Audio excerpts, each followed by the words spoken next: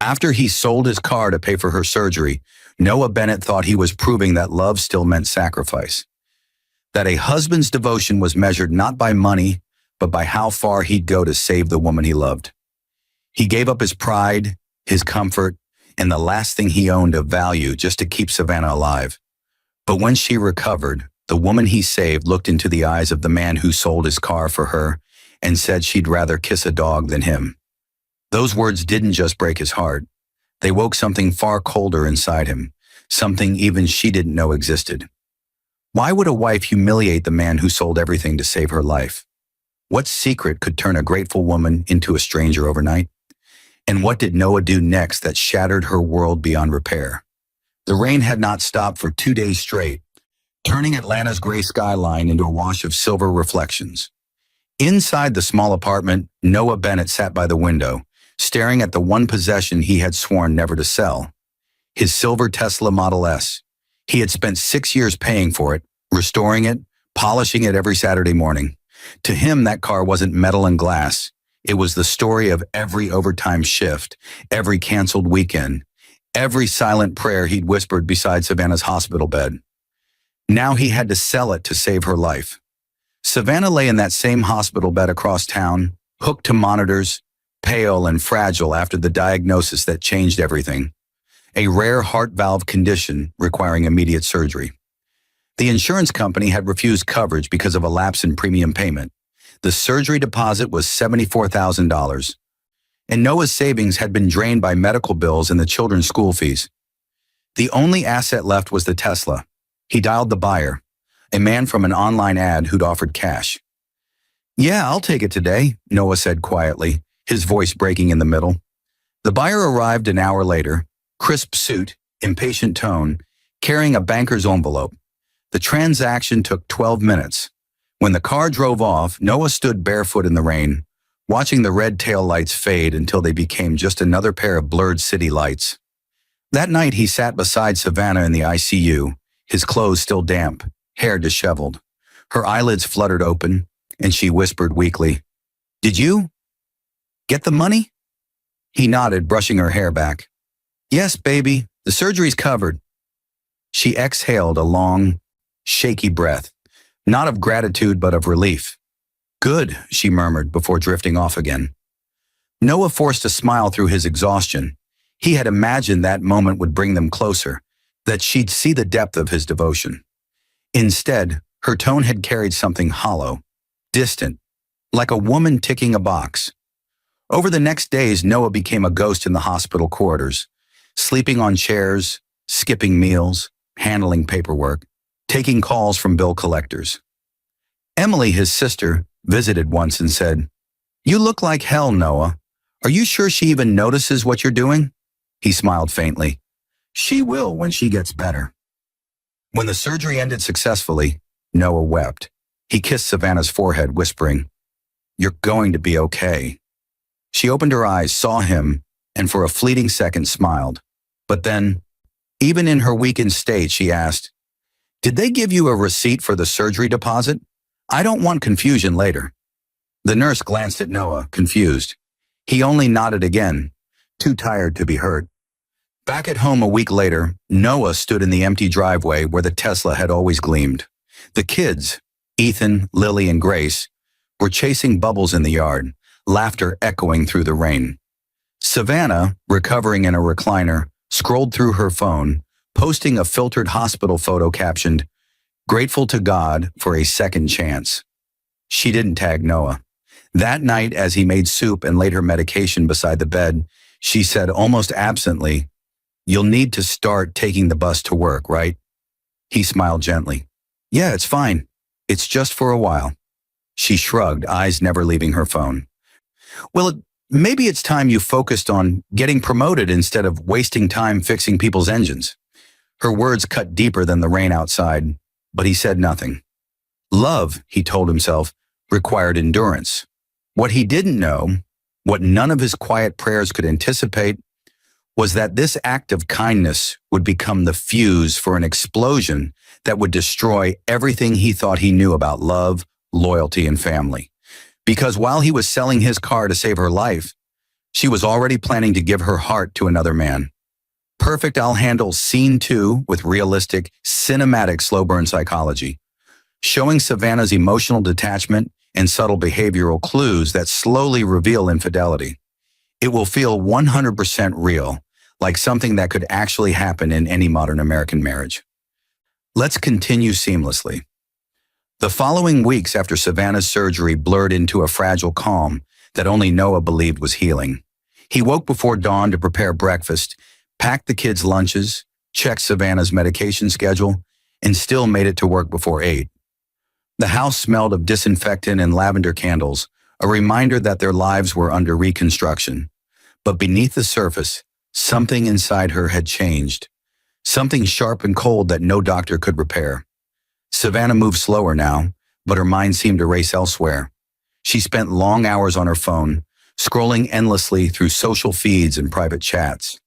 The first time Noah noticed, she was sitting by the window at dusk, her reflection lit by her screen. "Who are you texting?" he asked lightly. She didn't look up. "Just Madison. She's checking in." Madison Lawson, Trent's wife. That answer disarmed him. He smiled faintly. "Tell her I said thanks." Savannah only nodded and kept typing. At dinner, she no longer asked about his day. Her responses were reduced to hums, nods, or distracted half-smiles. Sometimes she'd look at him as if he were a stranger who'd wandered into her home by mistake. When he reached for her hand one night, she flinched. Not out of pain, but instinct, as if affection had become foreign. Emily noticed it before he did.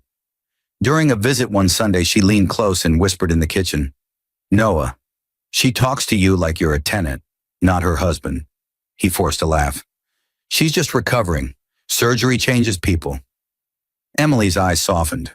Maybe, but recovery shouldn't erase love. The next morning, Noah left early for a meeting at the auto design firm where he worked. His bus ride was long and crowded, but he didn't mind.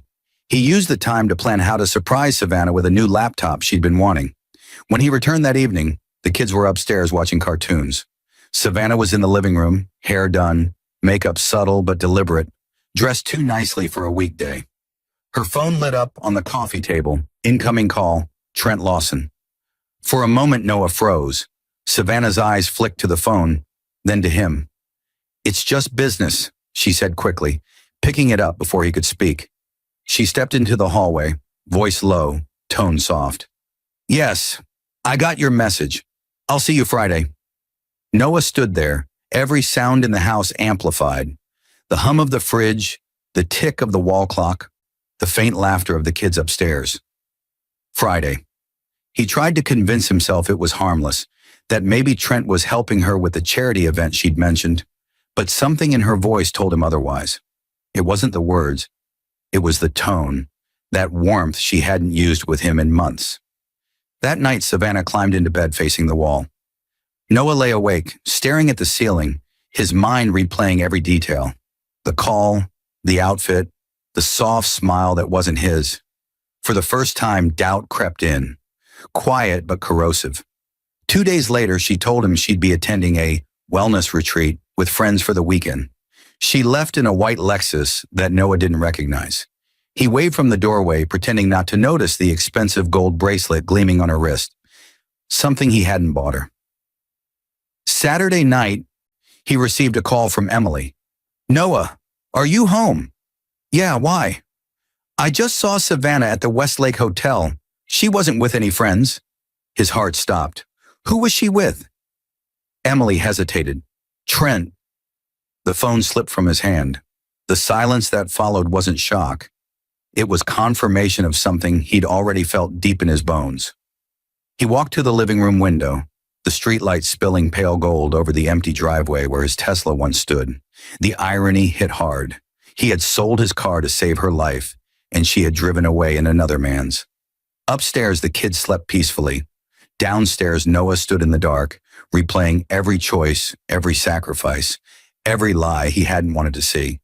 He told himself maybe there was an explanation. Maybe Trent was just helping. Maybe Savannah would walk through that door and tell him he was wrong. But he knew, and that knowing quiet and sharp, was the moment something inside him shifted. Not anger, not yet, just awareness, the kind that waits, watches, and plans. The next morning, Noah sat at the kitchen table long after the coffee had gone cold. Savannah's laughter drifted from upstairs, soft, rehearsed, the kind that used to belong to him. He stared at her phone resting on the counter, its cracked corner screen lighting up every few seconds with muted notifications. He wasn't a man who checked his wife's phone. He still believed in trust, even when trust had started to rot. But when the device buzzed again and the name Trent Lawson appeared across the glass, his hands moved before his heart could stop him. The message was short. Can't stop thinking about Friday. Same hotel next week? He stared at it until the words blurred. His first instinct was denial. Maybe it was a business trip. Maybe Trent's wife Madison was there. Maybe, but he stopped. There was no maybe. His pulse hammered as the realization sank in. The woman he'd sold his car to save had sold her loyalty for pleasure. When Savannah entered the kitchen, he set the phone back exactly where it was and forced a smile. "Morning," he said, voice calm. She returned the smile, radiant, unbothered. "You're up early." "I couldn't sleep." "You worry too much," she said, brushing past him to pour herself coffee. "Everything's fine." Everything was not fine. Everything was breaking. That evening, Noah visited his sister. Emily saw the tension written across his face. "What happened?" she asked. He shook his head. "I think she's seeing someone." Emily froze. "Who?" He hesitated. "Trent Lawson." Her expression hardened. "The same man who tried to buy your designs last year? The one you called your friend?" Noah nodded slowly. "I think it's been going on longer than I realized." Emily's voice dropped. "You need to know for sure before you act. Don't accuse her without proof." Her words echoed through his mind that night as he sat alone in the living room. The air was thick with the scent of Savannah's perfume. Floral, expensive, unfamiliar. On the mantel, a family photo captured their wedding day. Savannah smiling wide, his arm around her waist, the world ahead of them. He took the frame down and studied it, tracing the edge of her frozen smile. Somewhere between that picture and now, she had chosen another life. The next weekend, Savannah claimed she was attending another wellness retreat. This time, Noah followed. He borrowed Emily's car, parked near the Westlake Hotel, and watched from across the street. The night air carried the faint hum of city life. Engines, laughter, rain. But his focus was fixed on the entrance. At exactly 8:17 p.m., Savannah appeared. She was radiant in a black dress, hair curled, a gold chain catching the glow of the streetlight. A moment later, Trent pulled up in his white Jaguar. He stepped out, adjusted his jacket, and leaned in to kiss her. It wasn't a friendly peck. It was the kind of kiss that belonged to secrets. Noah's fingers gripped the steering wheel so tightly his knuckles turned white. He didn't take pictures. He didn't honk. He didn't confront. He simply watched until the hotel doors swallowed them both. The rain started again, blurring the windshield, the city, and everything he thought he knew about love. When he returned home that night, the kids were asleep. Their small backpacks hung by the door, school drawings pinned to the fridge, the illusion of a perfect family. He sat on the couch and stared into the dark, his heartbeat slow, deliberate, cold. He wasn't the kind of man who screamed or threw things. His pain didn't explode. It solidified like steel cooled in silence. Upstairs, Savannah's suitcase waited for unpacking, her perfume clinging to the hallway air. Noah looked at it and finally whispered to himself, "Not yet." He needed proof, evidence, timing, precision. He needed to move like an engineer, carefully, quietly, calculating each step. Because kindness had made him blind once, but betrayal had just given him sight. And from that night forward, Noah Bennett stopped being the man who sold his car to save his wife. He became the man who would destroy her with the same calm he once loved her with. By Monday morning, Noah moved through the house like a man wearing a mask. Quiet, deliberate, unreadable. Savannah noticed the change but couldn't name it. He still made breakfast for the kids, still folded her robe neatly on the bed, still kissed her forehead before leaving for work. But something behind his eyes had changed. The softness had been replaced by stillness, the kind that comes right before a storm. At the office, Noah's mind wasn't on the engine designs glowing on his computer screen. It was on Friday night, the black dress, the kiss, the hotel doors closing. Every time he blinked, he saw it again. He'd once believed love was an investment, that if you gave enough, it multiplied. But now he saw what it really was, a gamble where only one person ever knew the odds. During lunch, he called an old friend, Logan Pierce, a retired detective who now worked as a private investigator. "Logan, I need your help," Noah said, voice low. "What kind of help?" "I need to know the truth," Noah replied, "and I need it done quietly." Logan didn't ask for details. "Send me her schedule. I'll start tonight." That evening, Savannah came home later than usual. She smelled faintly of expensive cologne that wasn't his. "Sorry, traffic," she said casually, placing her purse on the counter. Noah smiled faintly. "Everything okay?" "Of course," she said. "Why wouldn't it be?" He nodded and went back to stirring dinner. The act was so calm that she didn't notice the way his eyes no longer followed her with affection, only calculation. 2 days later, Logan texted a single line. "You were right. Attached were photos. Savannah and Trent at a rooftop restaurant, laughing, hands intertwined, faces close in candlelight. Another picture showed them checking into the Westlake again." Noah stared at the images until his eyes burned. Then he forwarded one to himself, printed it, folded it neatly, and slid it into his wallet. Proof. The next morning, Savannah served herself coffee, humming softly, unaware that her husband now carried the evidence of her betrayal inches from her hand. She looked beautiful, effortless, poised, the kind of woman people admired from a distance. To anyone else, she looked like a wife worth dying for. To Noah, she now looked like a stranger who had taken everything he had and smiled while doing it. When he went to work, he didn't drive. He walked. The air was cold, the streets damp from early rain. His reflection in a storefront window caught him off guard. The same man, but older now, sharper. The version of himself Savannah had created through her lies. He walked into a bank, met with an attorney, and began to move everything, savings, shares, even old patents, into a trust she couldn't touch. That night when Savannah climbed into bed, Noah whispered softly, "Do you love me?" Her answer came too easily. "Of course I do. Why would you ask that?" He studied her face, her practiced expression.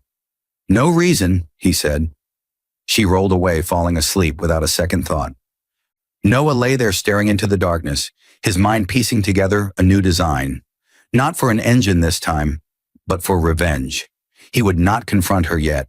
He would not rage or weep. He would rebuild his world in silence, make her believe she'd won.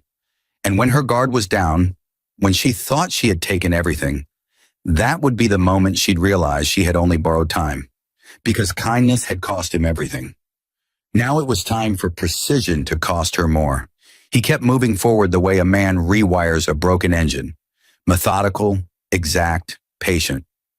The photos Logan sent were small and grainy at first glance, but they were enough to map the pattern. The dinners, the hotel check-ins, the same white Jaguar pulling up at the Westlake. Logan kept digging. He found receipts, a pattern of transfers from a shell account that paid for rooms and gifts, and a series of anonymous messages to Savannah's phone the night before she said she'd rather kiss a dog than him. Noah read every line with the calm of a man cataloging every part he'd need to dismantle a machine. He hired an attorney that week, Claire Stanton, a quiet woman with a reputation for dismantling lies and building cases where others saw only grief. She listened without interrupting as Noah told the story. The sale of the Tesla, the surgery, the hotel, the photos. When he finished, she pulled a small notebook across the table and wrote 3 words: evidence, timing, custody. "We move slow and we move smart," she said. "You don't want a courtroom meltdown. You want a conviction of fact. You want the truth to look inevitable." They began by quietly protecting what Noah still had left. The small patents in his name, the modest savings tucked into a dying 401k, the design files he'd created for a startup he'd once believed would be their future. Claire arranged for a confidentiality hold on certain assets and advised him to avoid any public outbursts. "She'll wait for you to break," she said. "Don't let her have the spectacle." Noah took her advice like a manifest. He learned the rhythms of patience, arriving late to nights she planned, keeping dinners quiet and ordinary, letting her think he remained blind. At home, he continued to fold her robe, to kiss her forehead when the children slept, to answer school emails and field parent-teacher calls. To the rest of the world, he was the same man who had sold his car to save his wife. But when he was alone, he revised lists, drafted subpoenas in his head, worked out custody scenarios until each possibility had been stress-tested. The night she humiliated him in the way that would become the story people repeated, on the evening he finally decided he had enough, arrived like any other Tuesday. The kids had been tucked into bed by Emily after she volunteered to stay over. Savannah had an event at the charity Trent's firm hosted, where she wore the same bright smile she used for photo ops. Noah waited up, making tea, rehearsing what he would not say. When she returned past midnight, she slid inside like someone who just passed through an ancestral hall of admirers. Beautiful, inconspicuous, satisfied. He could smell the cologne on her coat. He had the photos in his wallet and the attorney's plan in his head, but at that moment, he wanted something softer. He wanted to understand. "How was it?" he asked, voice low. She dropped her bag, shrugged off a shrug. "Fine. Trent's people were generous." The tone was casual, practiced, uninterested. She sat at the edge of the bed, scrolling through her phone. He sat next to her and waited for whatever remained of the woman he married to look at him. Instead, she did something he had not expected. She laughed, a short, brittle sound, and for a second he thought it was at something on the phone. Then she turned to him with a face that was almost cruel in its civility. "Noah," she said, and the way she said his name felt like a foreign language she used for servants. "I don't know why you made that big deal selling the car. It was sweet, I guess, but I can't help being honest." He eased the photograph of her and Trent into the inside pocket of his shirt. "Honest how?" She shrugged as if air itself could explain. Sometimes I think you need to stop living in second-class thinking. You sold a car, and you look like a hero, but I'd rather kiss a dog than kiss the version of you that thinks that's enough." Her mouth shaped the words like a ceremonial blade. "I can't be with a man who plays at generosity when he could be ambitious." The room tilted. For a beat, he saw only the children's faces asleep in their beds, the wedding photo in the frame, the small rituals of a life he had been building. Then the words landed and echoed, cruel and precise. He felt the familiar shove of shame, the animal sting, but it didn't erupt. Instead, something steelier and older settled into his chest, an acceptance that the transaction had been made and that from now on he would not be a casualty of it. He could have risen, grabbed her, screamed the truth. He could have ripped her off the bed and demanded explanations, DNA tests, confessions. Instead, he reached for the kettle and poured more tea, as if making bedtime for the injured could erase the blow. "Okay," he said softly. "Sleep well." Her eyes flicked toward him, bemused. Are you serious? You're not angry?" Her disbelief was a dagger. He smiled the smallest possible smile. "I'm tired," he said. "We'll talk tomorrow." He watched her go to the bathroom, watched the water in her glass tremble like a heart. When she left the room, he stood and opened the drawer where he kept the photos Logan had taken. He slid them into an envelope and sealed it with his thumb. On it, he wrote in blocky letters, "Do not open. Evidence." The next morning, he called Claire and read her the exact words she had used. "She said she'd rather kiss a dog than me," he told the attorney, and for the first time his voice held a new, flat note, one that did not plead but cataloged. Claire's reply was immediate and businesslike. "We have motive, Noah. We have humiliation. We have emotional damage being used against you already. We'll start the custody petitions quietly. We'll file for an independent DNA test for the children as part of the discovery. You need to be ready for the fallout." He was ready in a way he had never been before. He had once measured love in the currency of selflessness. Now he would measure justice in documents and depots. He called Logan, asked for discreet surveillance of Trent's accounts, and arranged for a forensic accountant to look into the shell payments. Each piece of the plan clicked into place like a well-oiled mechanism. At noon, Savannah posted a photo on social media, a smiling selfie with a caption about new horizons. Comments poured in with hearts and praise. Noah stared at the screen for a long time, then closed his laptop. He had an appointment with the family court the following week to file the first papers. He thought of the Tesla pulling away in the rain, its taillights disappearing into night. He pictured, not the car, but the moment a circuit completes and the engine starts again, powerful, inexorable, and ready to move. He would not break her with loud flares.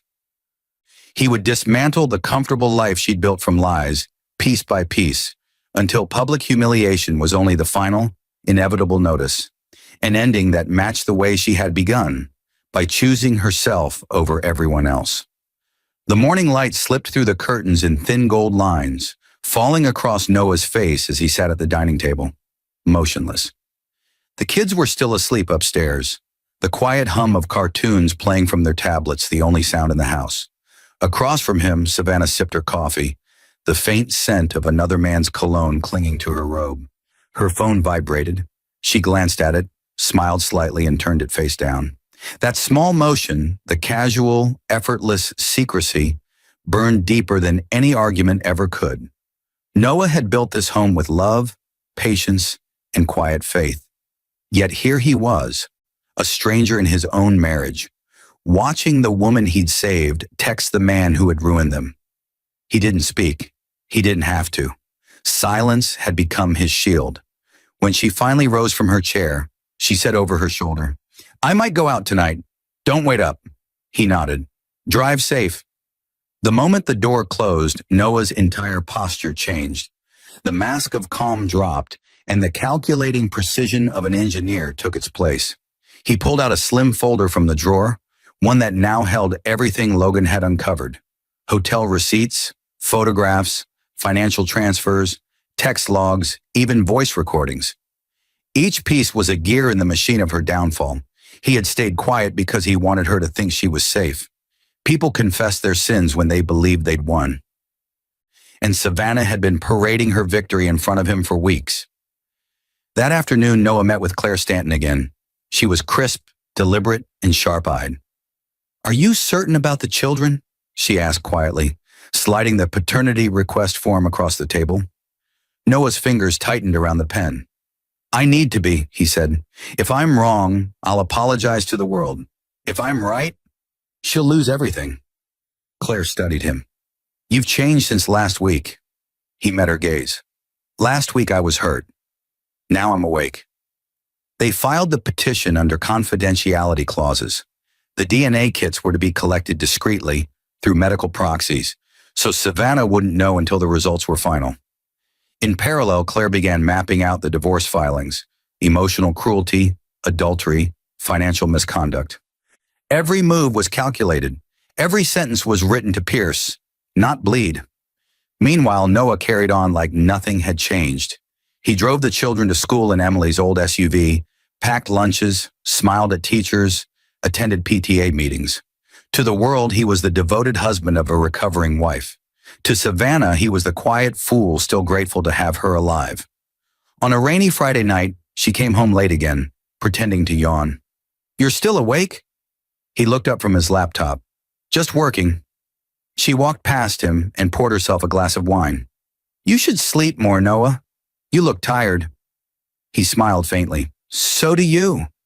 She gave him a quick glance, suspicious, fleeting, but brushed it off and went upstairs. The moment she was gone, Noah opened the email from the lab. His hand trembled once, just once, as he clicked the document. 3 names, 3 results, 3 words repeated under each. Not the father. For several minutes, he didn't breathe. The world went silent, except for the soft ticking of the wall clock. He read it again, line by line, until his chest felt hollow. Ethan, Lily, Grace. None of them were his. The faces he had kissed goodnight, the voices that had called him dad, all born from another man's betrayal. When he finally stood, the paper was crumpled in his fist, the veins in his forearm visible under the lamplight. He walked into the children's room. They slept peacefully, unaware of the storm gathering just outside their dreams. He looked at them, not with hatred, but with a grief so deep it was beyond tears. Then he whispered softly, "None of this was your fault." Downstairs, his phone buzzed again. A message from Trent. "She's asleep yet?" Followed by a winking emoji. Noah's lips curved into the faintest smile. Not of pain, but of resolve. He finally understood the equation of betrayal. Every lie had a cost. Every act of cruelty had an invoice waiting at the end. He texted Logan one sentence. "It's time." By morning, Logan had already begun. Hidden cameras from hotel corridors, credit card statements traced through shell companies, photos sent to Madison Lawson, Trent's wife. Within 48 hours, the man Savannah worshipped would wake up to his entire world collapsing. Noah didn't rage. He didn't mourn. He simply waited for gravity to do what it always did. Pull the truth down to the surface. And when it finally landed, it would bury them both. By the end of that week, the first domino fell. Trent Lawson's face appeared on the morning news, a headline scrolling beneath his photo. Atlanta investor under federal investigation for embezzlement and fraud. His own employees had leaked financial evidence. Evidence that had mysteriously found its way to the state attorney's office overnight. What neither Trent nor Savannah knew was that the documents came from a USB drive Noah had mailed anonymously 2 days earlier.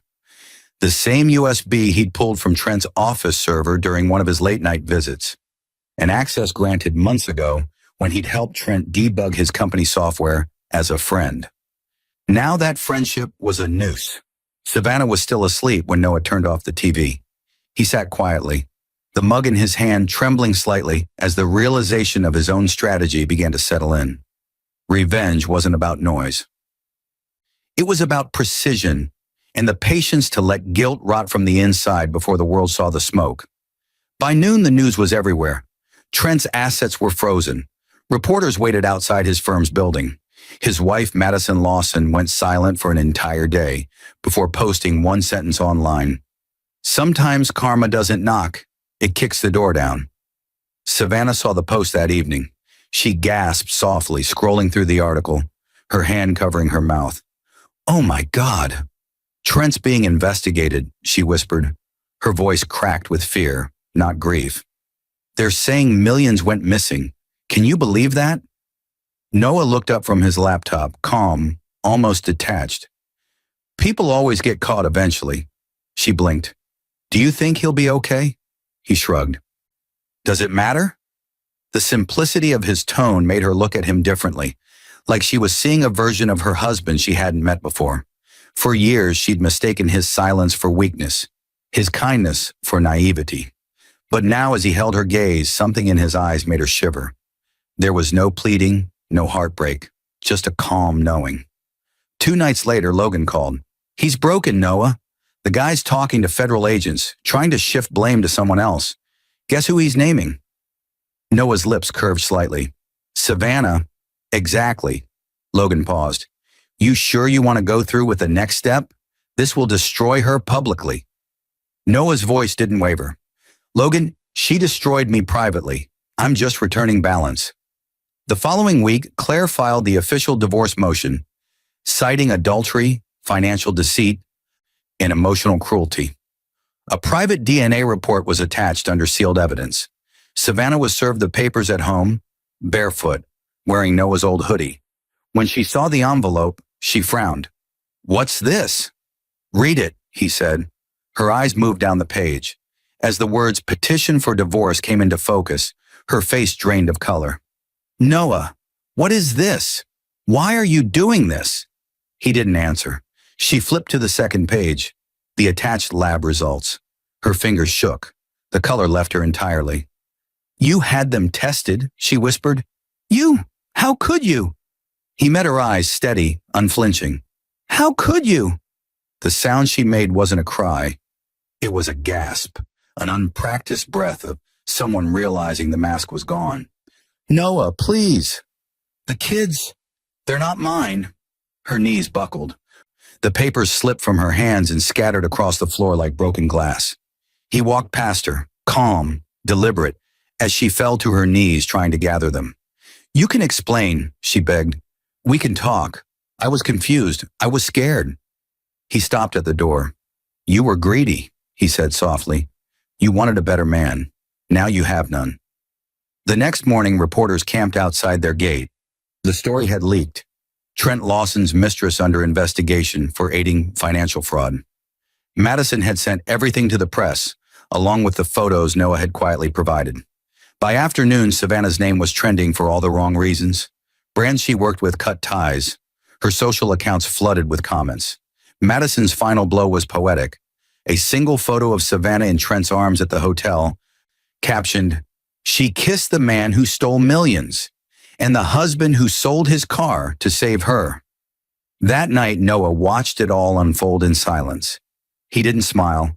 He didn't speak. Revenge didn't feel like victory. It felt like closure, a quiet, precise balancing of the scales. When Savannah finally returned home, makeup streaked, voice trembling, she dropped to her knees before him.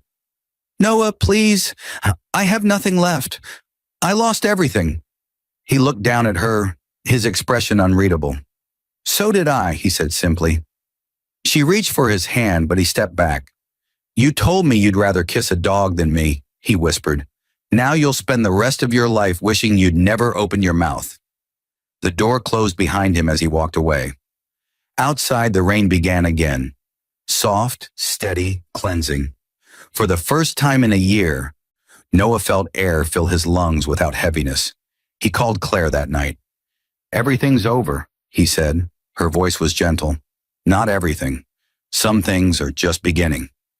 6 months later, the headlines had faded. Savannah had disappeared into obscurity. Trent was facing sentencing. Madison had rebuilt her life in peace. And Noah, the man who sold his car to save a woman who betrayed him, stood beside Claire at a community fundraiser for heart patients, smiling quietly as he handed out grant checks. When asked by a journalist what inspired the foundation, Noah simply said, "Kindness isn't weakness. It's the beginning of wisdom, if you learn who deserves it." Then he walked outside, the evening sun glinting off the new Tesla parked by the curb. Not a reminder of what he'd lost, but proof of what he'd learned. Because when Savannah told him she'd rather kiss a dog than him, she thought she was ending their story. She had no idea. She'd just written the first line of his legend. He saw her one last time a year later. It wasn't planned, just one of those cruel coincidences that life throws at you after it's done watching you burn. Noah was walking out of the courthouse in downtown Atlanta, hand in hand with Claire, now his wife.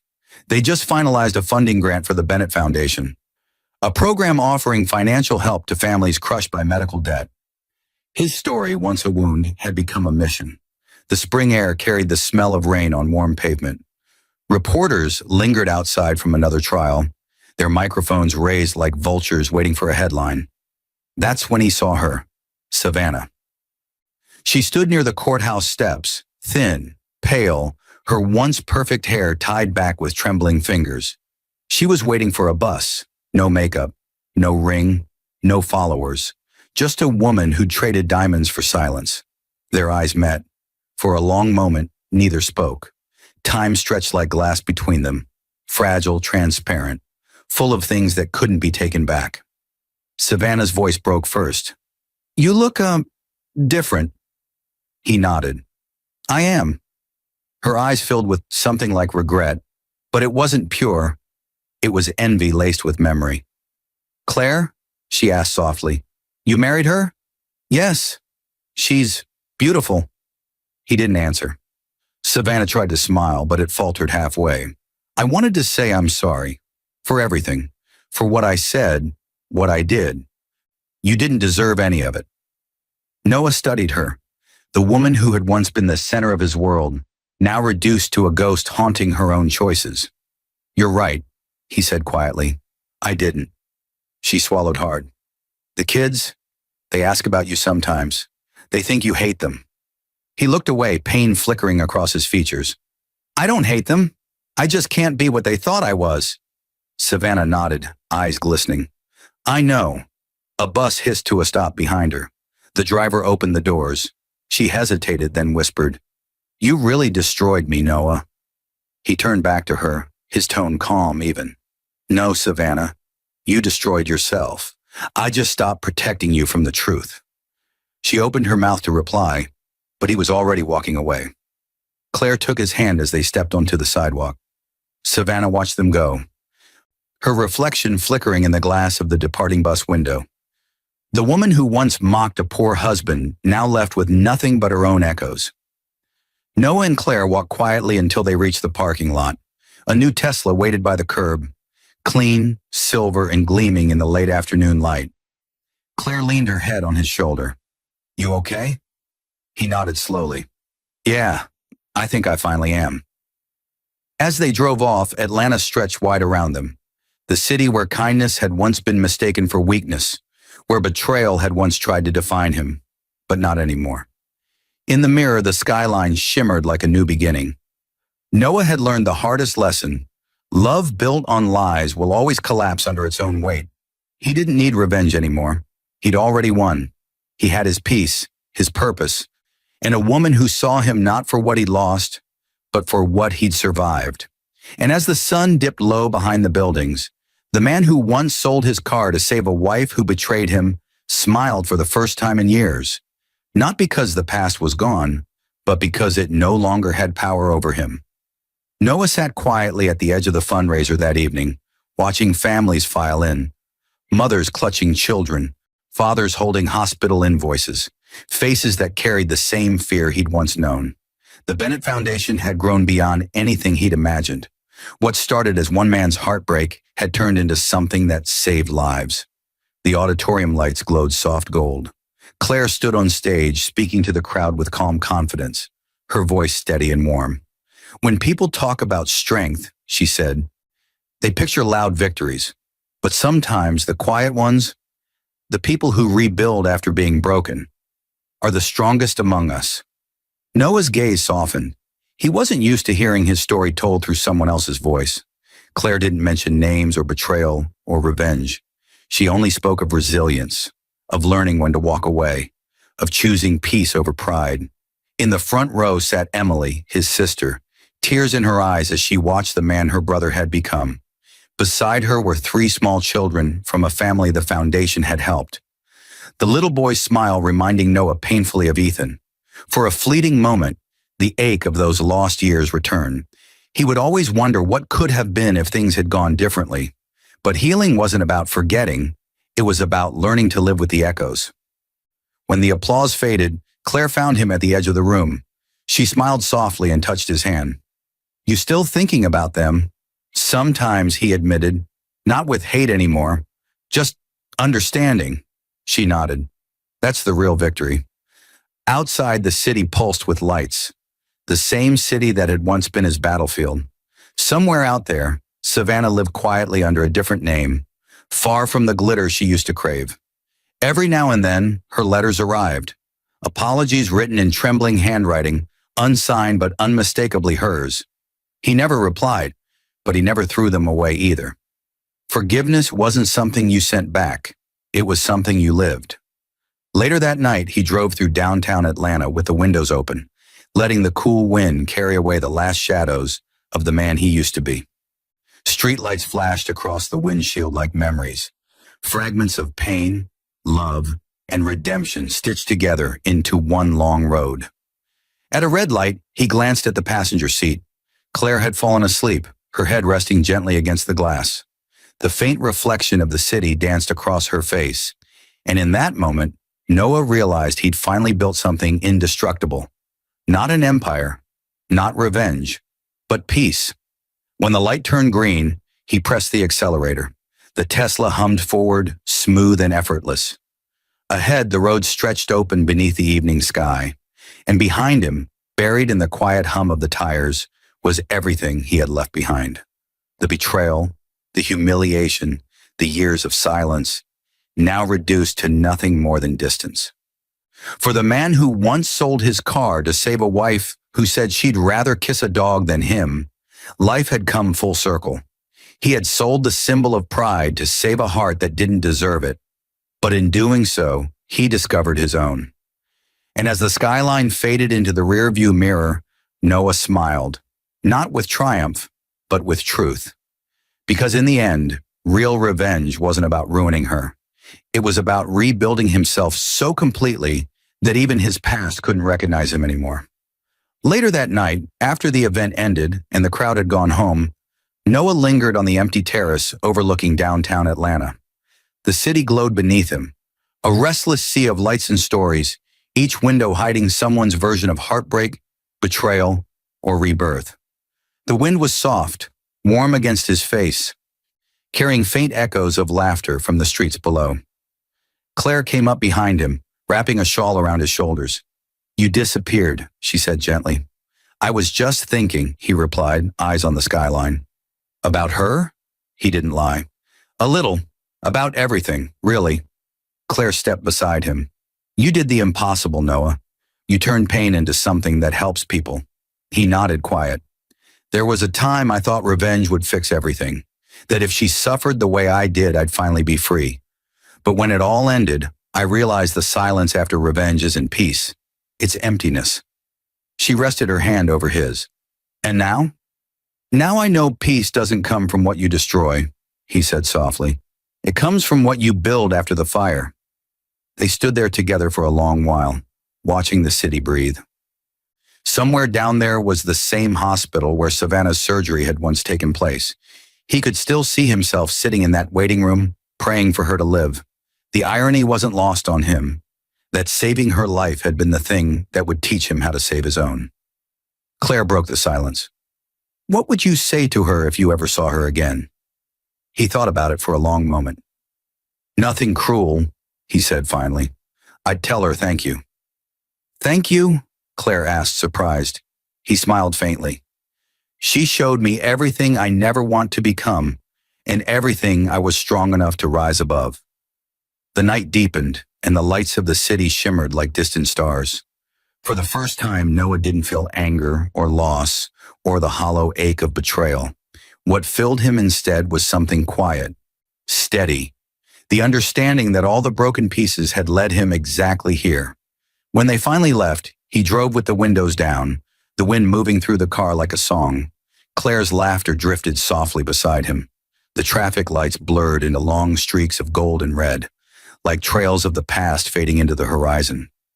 He thought about the old Tesla he'd sold, about the rainy night he'd stood barefoot watching it disappear down the street.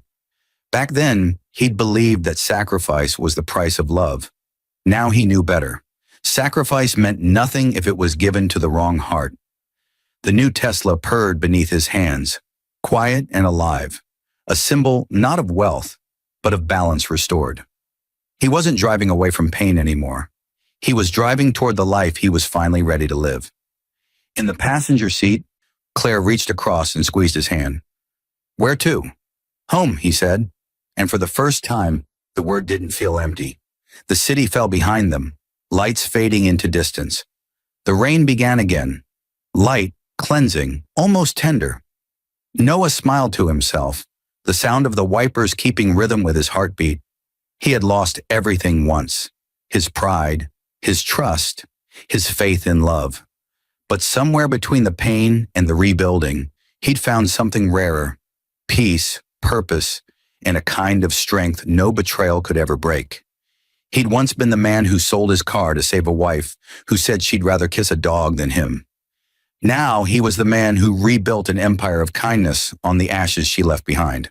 And as the night swallowed the road ahead, Noah Bennett whispered the words that had carried him through it all. "I forgave you, not because you deserved it, but because I did." The next morning, sunlight streamed through the wide glass windows of the new Bennett Foundation headquarters. The same sunlight that used to fall on oil-stained blueprints and broken promises. Now it poured over polished desks, framed photos of smiling families, and a plaque on the wall that read, "Kindness is not weakness, it's power under control." Noah stood quietly beside it, coffee in hand, watching a group of young volunteers sort through medical grant applications. He'd built this place from the ground up, not with investors or partners, but with the same discipline that had once held his marriage together.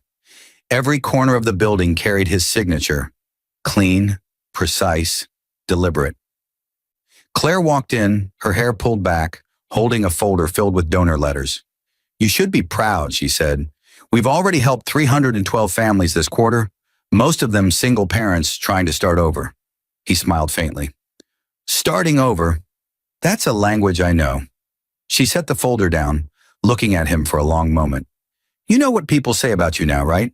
He raised an eyebrow. What's that? They call you the man who turned betrayal into a blueprint for hope. He laughed softly. Sounds dramatic. It's true, she said. You're living proof that sometimes losing everything is how we learn what really matters. He looked out the window at the skyline of Atlanta, the same city that had once watched him fall apart. Funny, he murmured. This city took everything from me. Then it gave it all back, just in a different form. His phone buzzed on the desk. A new email. The sender's name froze him for a moment. Savannah Pierce. She had changed her last name back to her maiden one. He hesitated, then opened it. Noah, I saw an article about the foundation. I don't expect you to reply. I just wanted to say that I finally understand what you meant about consequences. Everything I ran toward fell apart because it wasn't built on truth. You were always the better person, and I was too blind to see it. I hope someday our children will understand who you really were. I'm sorry, truly. Savannah Noah read it twice. There was no bitterness left in the words, only resignation, and maybe a flicker of the woman she'd been before ambition devoured her. He didn't reply. Instead, he archived the message and turned to Claire, who was watching him silently. Everything okay? She asked. He nodded. Yeah, just ghosts. She stepped closer, sliding her hand into his. Then let's leave them where they belong. He smiled, and together they walked out of the office into the sunlight. Outside, the street was alive. Buses rumbling, people laughing, the hum of new beginnings everywhere. The city no longer felt like the battlefield where he'd been humiliated. It felt like the soil where he'd rebuilt. As they crossed the street, a young boy ran up to him, maybe 10 years old, clutching a thank you card drawn in crayons. Mr. Bennett, you paid for my mom's heart surgery. She said you saved her. Noah knelt, smiling gently. I didn't save her, buddy. I just gave her a chance. She did the rest. The boy grinned and ran back to his mother. Claire watched the exchange, her eyes soft. You saved more people than you'll ever know. Noah looked up at the sky, pale blue and endless. Maybe that's the point, he said. Life doesn't owe us fairness. It just gives us chances to be better than what hurt us. They reached the car, the silver Tesla gleaming in the sun. He opened the door for her, and as she slid in, he took one last look at the horizon. Somewhere out there, Savannah was living quietly, maybe even healing. He didn't wish her pain anymore. He didn't wish her anything at all. He learned that true power wasn't revenge. It was peace that no one could take away. As he drove through the city, Claire rested her hand on his arm. The world outside rushed past in colors of gold and silver. For a moment, Noah imagined his old life, the rainy nights, the empty driveway, the betrayal. But the memory no longer stung. It was just a page that had turned. And when he finally smiled, it wasn't the smile of a man who had won. It was the smile of a man who had survived. Because once upon a time, he sold his car to save his wife's life. And she told him she'd rather kiss a dog than him. But today, that same man drove into a future brighter than any revenge could offer, proving that even the cruelest betrayal couldn't break a heart that learned how to rebuild. Evening settled over Atlanta in a spill of amber and violet, the city humming like a living organism. From the rooftop of the Bennett Foundation, Noah watched the skyline come alive. Cranes, towers, traffic, a world forever rebuilding itself. It was strange, he thought, how cities and people shared that instinct. Collapse, rebuild, repeat. Below, the foundation's new sign caught the fading light. It bore the name of the project that had changed everything, the Bennett Heart Initiative. For a man who once thought his heart had been completely destroyed, the irony wasn't lost on him. Claire joined him at the railing, carrying 2 cups of coffee. You've been up here a while, she said. I like the view, he replied. It reminds me how far we've come. She smiled. When we started this place, you said you wanted to help people who'd been broken by love and debt. Now look at it. Grants, scholarships, family saved. You didn't just rebuild, Noah. You multiplied your purpose. He didn't answer right away. He was watching a man across the street helping his daughter fix a bicycle chain. The image felt familiar. Ordinary kindness, the kind that didn't need to announce itself. I used to think my story ended with her betrayal, he said quietly. But that was just the middle. The end was this. The part where I learned forgiveness isn't about freeing them. It's about freeing yourself. Claire took his hand. You forgave her, didn't you? He nodded slowly. I did, but not all at once. It came in pieces. Each time I chose not to hate, each time I chose to build instead of destroy. Down below, the street lamps flickered on, one after another, lighting the road like a path forward. For a moment, he let himself remember Savannah. Not the scandal, not the humiliation, just the laughter from the early days, the promises they'd both meant at the time. He hoped she'd found her peace too. Somewhere. Somehow. Claire leaned her head on his shoulder. What happens next for us? Tomorrow, he said. We go to the children's hospital. There's a family waiting on approval for a transplant. I want to sign it myself. She smiled. Still the same man who'd sell his car for someone else's heart. He laughed softly. The difference is now I know who deserves it. They stood together until the city grew quiet. When they finally went downstairs, Noah paused in the lobby. On the wall hung a photo of the first car he'd ever owned, the silver Tesla he'd sold to save Savannah. Beneath it, a small plaque read, Some sacrifices aren't losses, they're seeds. He touched the edge of the frame, then turned off the lights and stepped outside with Claire. The night air was cool, clean, and filled with the sound of distant traffic, a rhythm that matched his own heartbeat now. No rage, no regret, just motion. As they walked toward the parking lot, he noticed a homeless man sitting near the curb, shivering under an old coat. Noah reached into his pocket and handed him a folded bill and his own jacket. The man's eyes widened. Why are you helping me, sir? Noah smiled gently. Because someone once taught me what happens when you forget how. The man whispered, God bless you. Noah simply nodded. He already did. They got into the Tesla, the city lights reflecting in the windshield like constellations. Claire turned on the radio, an old jazz song filling the silence between them. The melody was soft, full of second chances. At a red light, Noah looked over at her and said, You know, there was a time I thought revenge was the only way to feel alive again. And now, she asked, now I know peace feels better. The light turned green. The car rolled forward, smooth and quiet, merging into the pulse of the city. Behind them lay the ruins of the man who once begged for love. Ahead of them stretched the long, open road of a life rewritten. Noah Bennett, once the husband who sold his car to pay for his wife's surgery, only to be told she'd rather kiss a dog than him, was no longer the victim of that story. He was its author. And as the night deepened around him, the city whispered what he already knew in his bones. Sometimes the cruelest endings are just the universe clearing space for better beginnings. Night draped over Atlanta like a velvet curtain, the kind that turns even noise into something gentle. The Bennett Foundation building glowed softly against the skyline. Glass, steel, and purpose.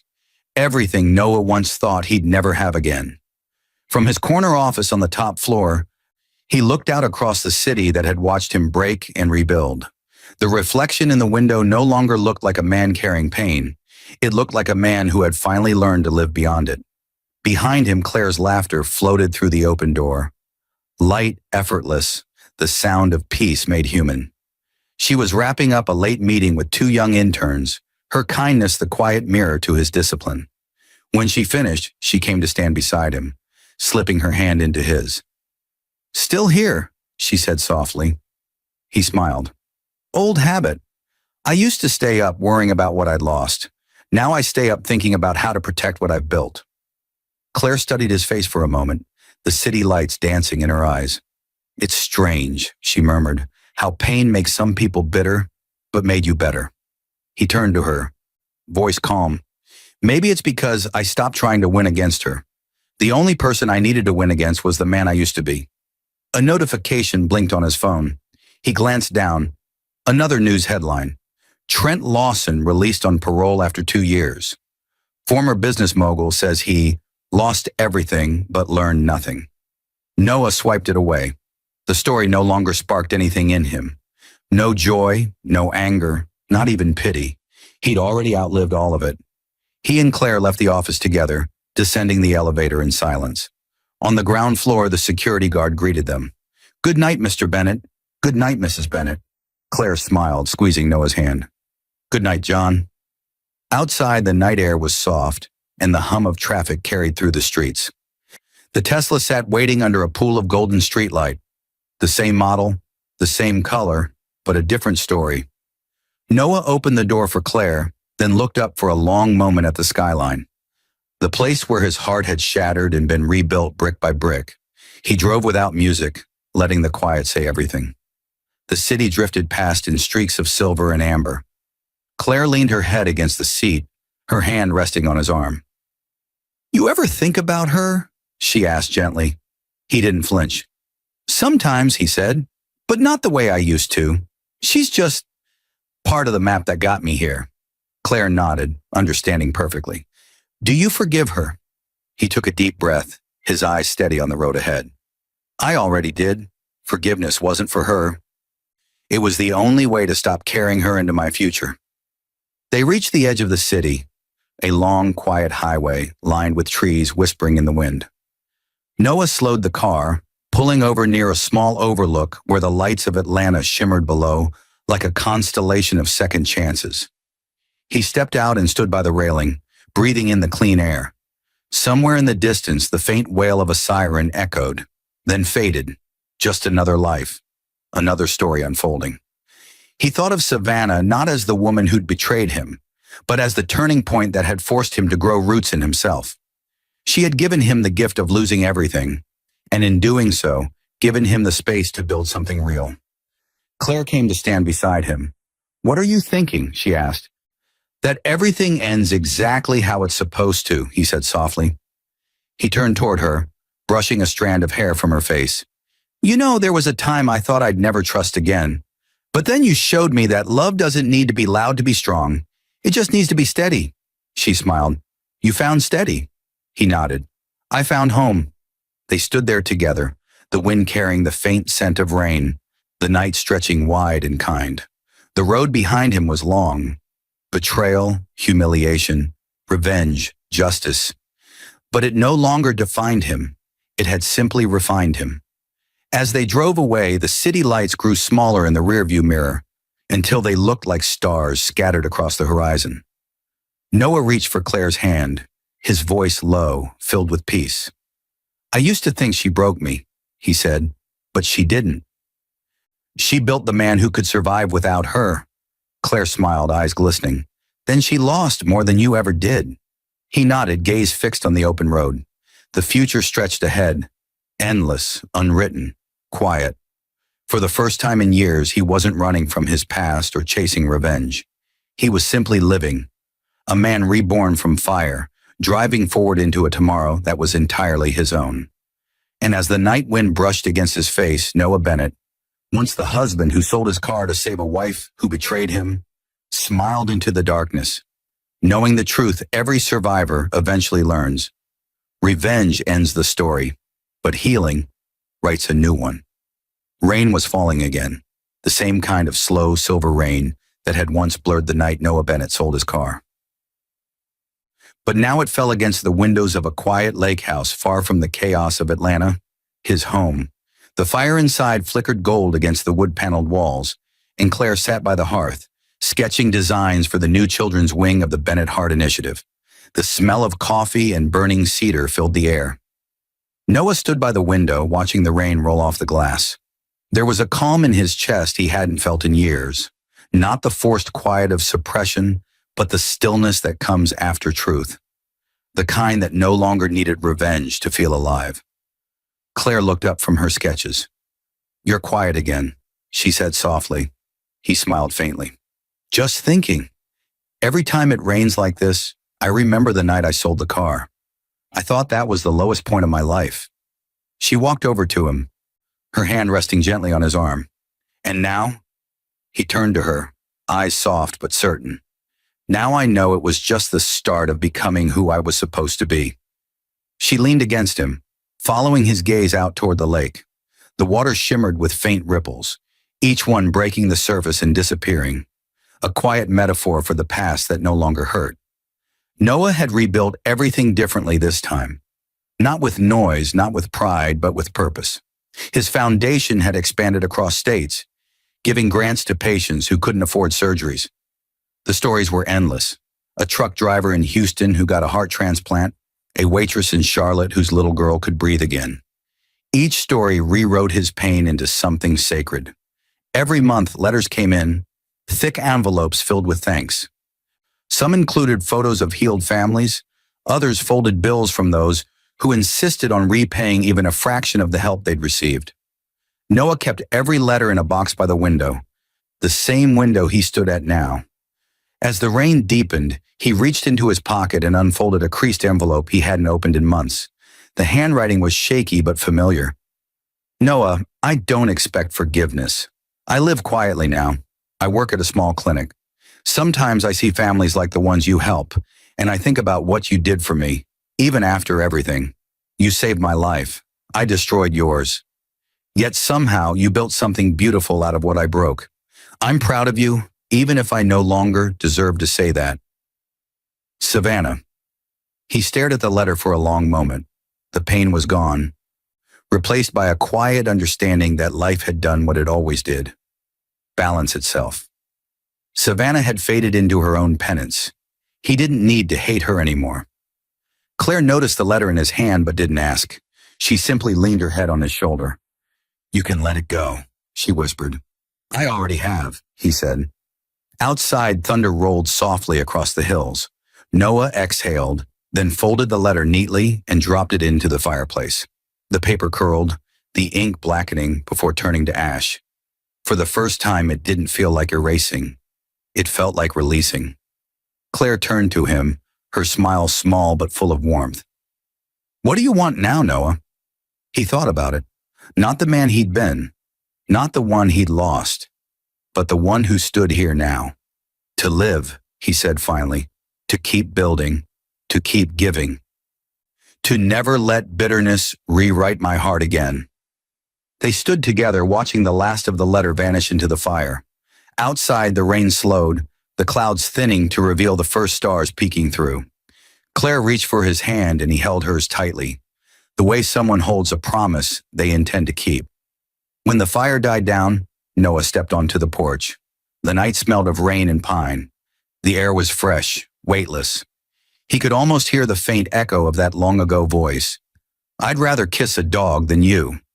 But it no longer cut him. It sounded distant, like a line from someone else's story. He closed his eyes, took a deep breath, and smiled. He had become the man no betrayal could destroy. The man who sold his car for love, was repaid with cruelty, and still chose compassion over hatred. In the distance, the city lights shimmered faintly through the rain, and for the first time Noah Bennett understood the full circle of it all. Some storms don't come to break you. They come to wash away everything that never deserved to stay. He turned to Claire, eyes reflecting the calm glow of the firelight. Let's go inside, he said softly. We've got work tomorrow. There are hearts to save. And as they stepped back into the warmth of the house, the storm outside faded into nothing but quiet rhythm. The steady heartbeat of a man who had finally learned that the greatest revenge in life isn't destruction, it's peace. Morning came slowly over the lake, a pale gold glow spreading across the rippling water. Noah Bennett stood barefoot on the porch, a mug of coffee in his hand, the air crisp with the smell of pine and wet earth. Every sunrise here felt like an answer, a quiet reminder that peace doesn't come all at once. It comes in breaths, in mornings like this one, where nothing hurts anymore. Behind him, laughter drifted from inside the cabin. Claire was helping two children from the foundation's newest family draw thank you cards. Tiny hearts sketched in crayon, crooked smiles, suns with too many rays. Their giggles filled the house the way sunlight filled the windows. Noah listened, smiling faintly. That sound, genuine, unbroken, had become his favorite music. He took a slow sip of coffee and thought about the road that had brought him here. Once, this same man had stood in the rain selling his car to save a woman who would later mock him. Once, he had begged for love from someone who only respected power. Now, he understood the truth that had taken years to learn. Kindness wasn't weakness, and silence wasn't surrender. They were just different forms of strength, quieter but longer lasting. Claire stepped onto the porch, barefoot like him, her hair loose, eyes bright. "You're up early again," she said softly. He smiled. "I like catching the world before it gets noisy." She leaned on the railing beside him. "You've built something rare, Noah. Most people who go through what you did never stop carrying the weight." "I did for a while," he admitted, "but carrying it doesn't change what happened. Letting it go does." She looked out at the lake, her hand finding his. "If you could talk to her now, what would you say?"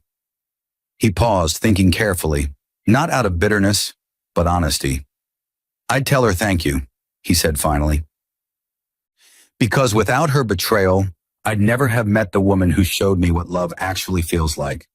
Without losing everything, I'd never have built what really matters." Claire smiled and kissed his shoulder. "Then maybe she did one good thing after all." "She did," he murmured. "She set me free." Inside, one of the children called out, "Mr. Bennett, Miss Claire, look!" They turned to see the little boy proudly holding up a crayon drawing. Noah standing in front of a big silver car, handing a heart to someone crying. Claire laughed. "Seems the kids are telling your story again." Noah crouched beside the boy, taking the paper gently. "You drew that?" The boy nodded. "My mom said you gave her money for her heart, so I drew you giving hearts to everyone." For a moment, Noah's throat tightened. He smiled and handed the boy his pen. "Then keep this.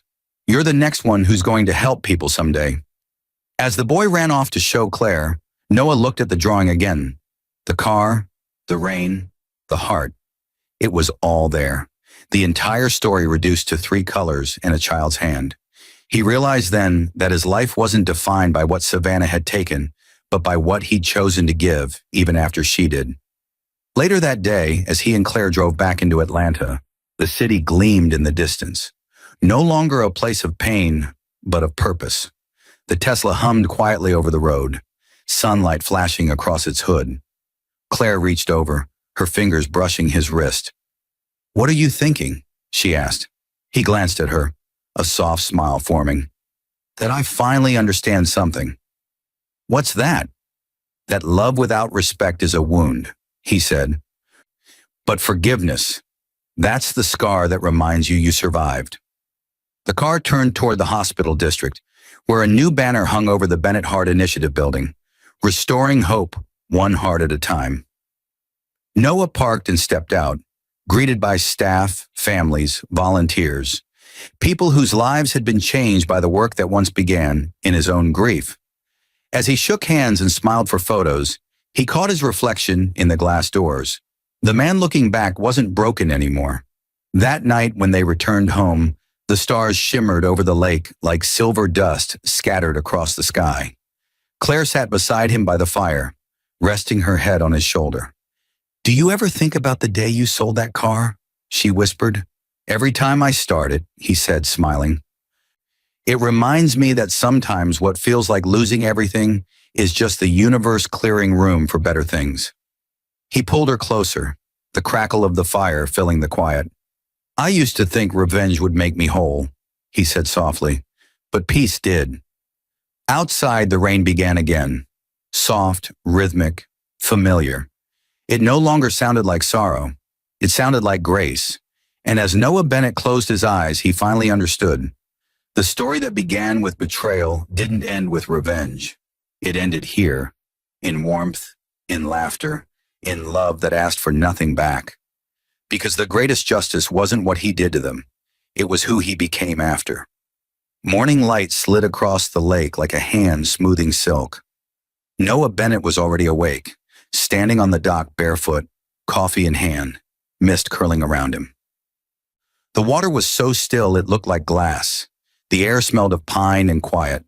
For the first time in a long time, he didn't think about pain or betrayal or revenge. he thought about now, and how peace had a sound of its own. Behind him, the cabin door creaked open. Claire appeared, wrapped in a sweater, her hair tangled from sleep. She smiled, the kind of soft smile that could quiet any storm. "You always beat the sun up," she teased. He turned, smiling back. "I like to see how the day begins. It reminds me I get another one." She walked to him, the old boards creaking under her feet. The lake stretched before them, gold spilling across the surface as the first sunlight broke through the trees. Claire slid her hand into his, and for a moment they stood together in silence. Two people who'd found each other not by luck, but by survival. Noah spoke first, voice low, steady. "Do you ever think about how everything we have now started with a single choice?" She tilted her head. "You mean the foundation?" He shook his head. "No, I mean selling that car." Claire looked at him, her expression softening. "You always talk about that moment like it's where your life ended. But it wasn't, was it?" He smiled faintly. "No, it was where I learned who I was." The wind rippled across the water. Somewhere far off, a loon called. Noah's thoughts drifted, not painfully, but like watching an old movie he'd finally stopped starring in. Savannah's face flashed briefly in his mind, not as an enemy, but as a memory. A teacher he hadn't asked for. A wound that had forced him to grow a new kind of strength. Claire squeezed his hand. "You forgave her, didn't you?" "I did," he said. "Forgiving her was how I stopped being her victim." They stood watching the sunlight climb higher, dissolving the mist. Behind them, inside the cabin, the walls were lined with photos. Smiling families, heart surgery survivors, children who had written "Thank you, Mr. Bennett" in crayon. The Bennett Heart Initiative had become more than charity. It was redemption woven into action, proof that love could be rebuilt from ashes. Later that morning, they drove into the city. The Tesla's hum filled the air. The same model, the same color, but a different man behind the wheel. Atlanta rose ahead, alive and busy, no longer a battlefield but a home. On the foundation steps, volunteers waved as they arrived. Inside, the lobby buzzed with patients and families waiting for consultations. Noah moved among them like someone who understood exactly what pain looked like. Because he did. A little girl tugged at his jacket. "Mr. Bennett, are you the man who gives hearts?" she asked. He smiled and crouched to her level. "Not give," he said. "Just helps people find them again." The girl nodded seriously, then handed him a folded drawing. Two stick figures under a big red heart, one giving it to the other. He unfolded it and smiled. "It's perfect," she grinned. "That's you and your wife." When she skipped away, Claire glanced at the picture and laughed. "Looks like they got your hair right." Noah looked down at the drawing again, his throat tightening. "You know what's funny?" he said quietly. "A few years ago, I thought my story was over. I thought betrayal was the last chapter." "And now?" she asked. "Now I know it was just the beginning of the right one." That evening, after the workday ended and the city slowed to a heartbeat, they drove home through the fading light. The radio played soft jazz, and the air between them felt like everything they had fought for. Earned, not given. As they reached the lake, the last light of day turned the water into gold. Noah stepped out of the car and looked at the reflection of the cabin lights in the surface. 2 points of glow side by side. He thought about every scar, every courtroom, every sleepless night. He thought about Savannah's final letter. "You saved my life, and I ruined yours." And he realized now it wasn't true. She hadn't ruined him. She'd revealed him. He turned to Claire and said softly, "You ever wonder what the best revenge really is?" She smiled. "Tell me." He looked at her, at the peace in her eyes, the life they'd built, and whispered, "Living this well." Inside, the fire crackled. The smell of coffee returned. Rain began again, tapping gently against the windows, not as a curse but as a hymn. Noah Bennett, the man who once sold his car to save a wife who said she'd rather kiss a dog than him, now lived in a home built from grace, not grief. And as the night settled over the water, he understood the final truth of his journey. Forgiveness doesn't erase the past, it redeems it. Because in the end, real power isn't in breaking someone else's world. It's in building yours so beautifully that even the pain that tried to destroy you ends up bowing to it.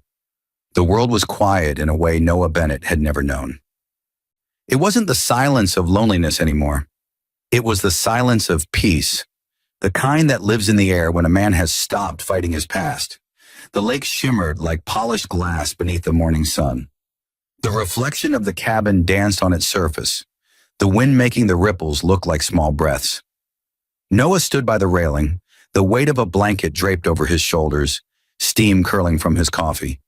Inside, the faint sound of Claire's laughter mixed with the clinking of breakfast plates. This life wasn't loud. It wasn't glamorous, but it was his. He thought about how strange the journey had been, how pain had dragged him to the edge, and how love had pulled him back. There was a time when he believed revenge would heal him. Now he knew that revenge only feeds the same fire that burns you. Healing was quieter, slower, but it lasted. The wind stirred. The trees along the waterline swayed. Somewhere behind him, Claire stepped outside, barefoot, carrying a folder full of letters. "You should read these," she said softly.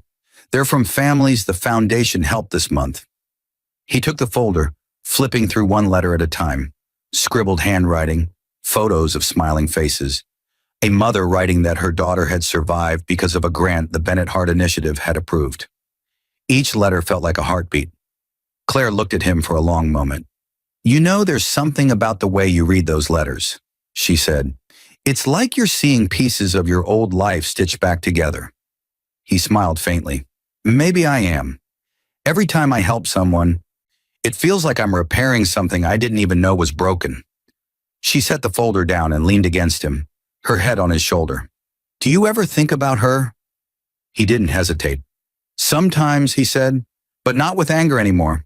With gratitude." Claire looked up. "Gratitude? She taught me who not to be. She showed me that love without respect is just a slow kind of destruction. Without her, I wouldn't have learned what real love feels like." The words hung in the air for a while. Then Claire smiled, the kind of smile that comes from deep understanding. "Then I should probably thank her too," she whispered. They both laughed. Soft, honest, complete. Noah glanced at the lake again, sunlight splintering across the surface.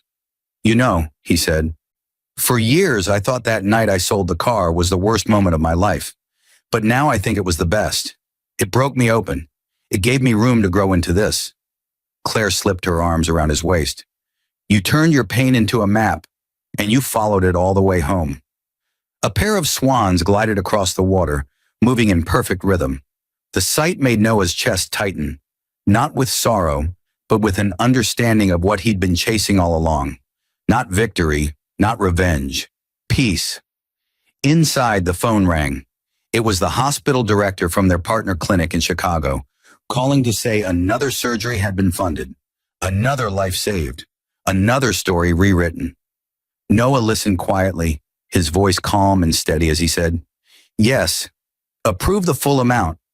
Everyone deserves a second chance."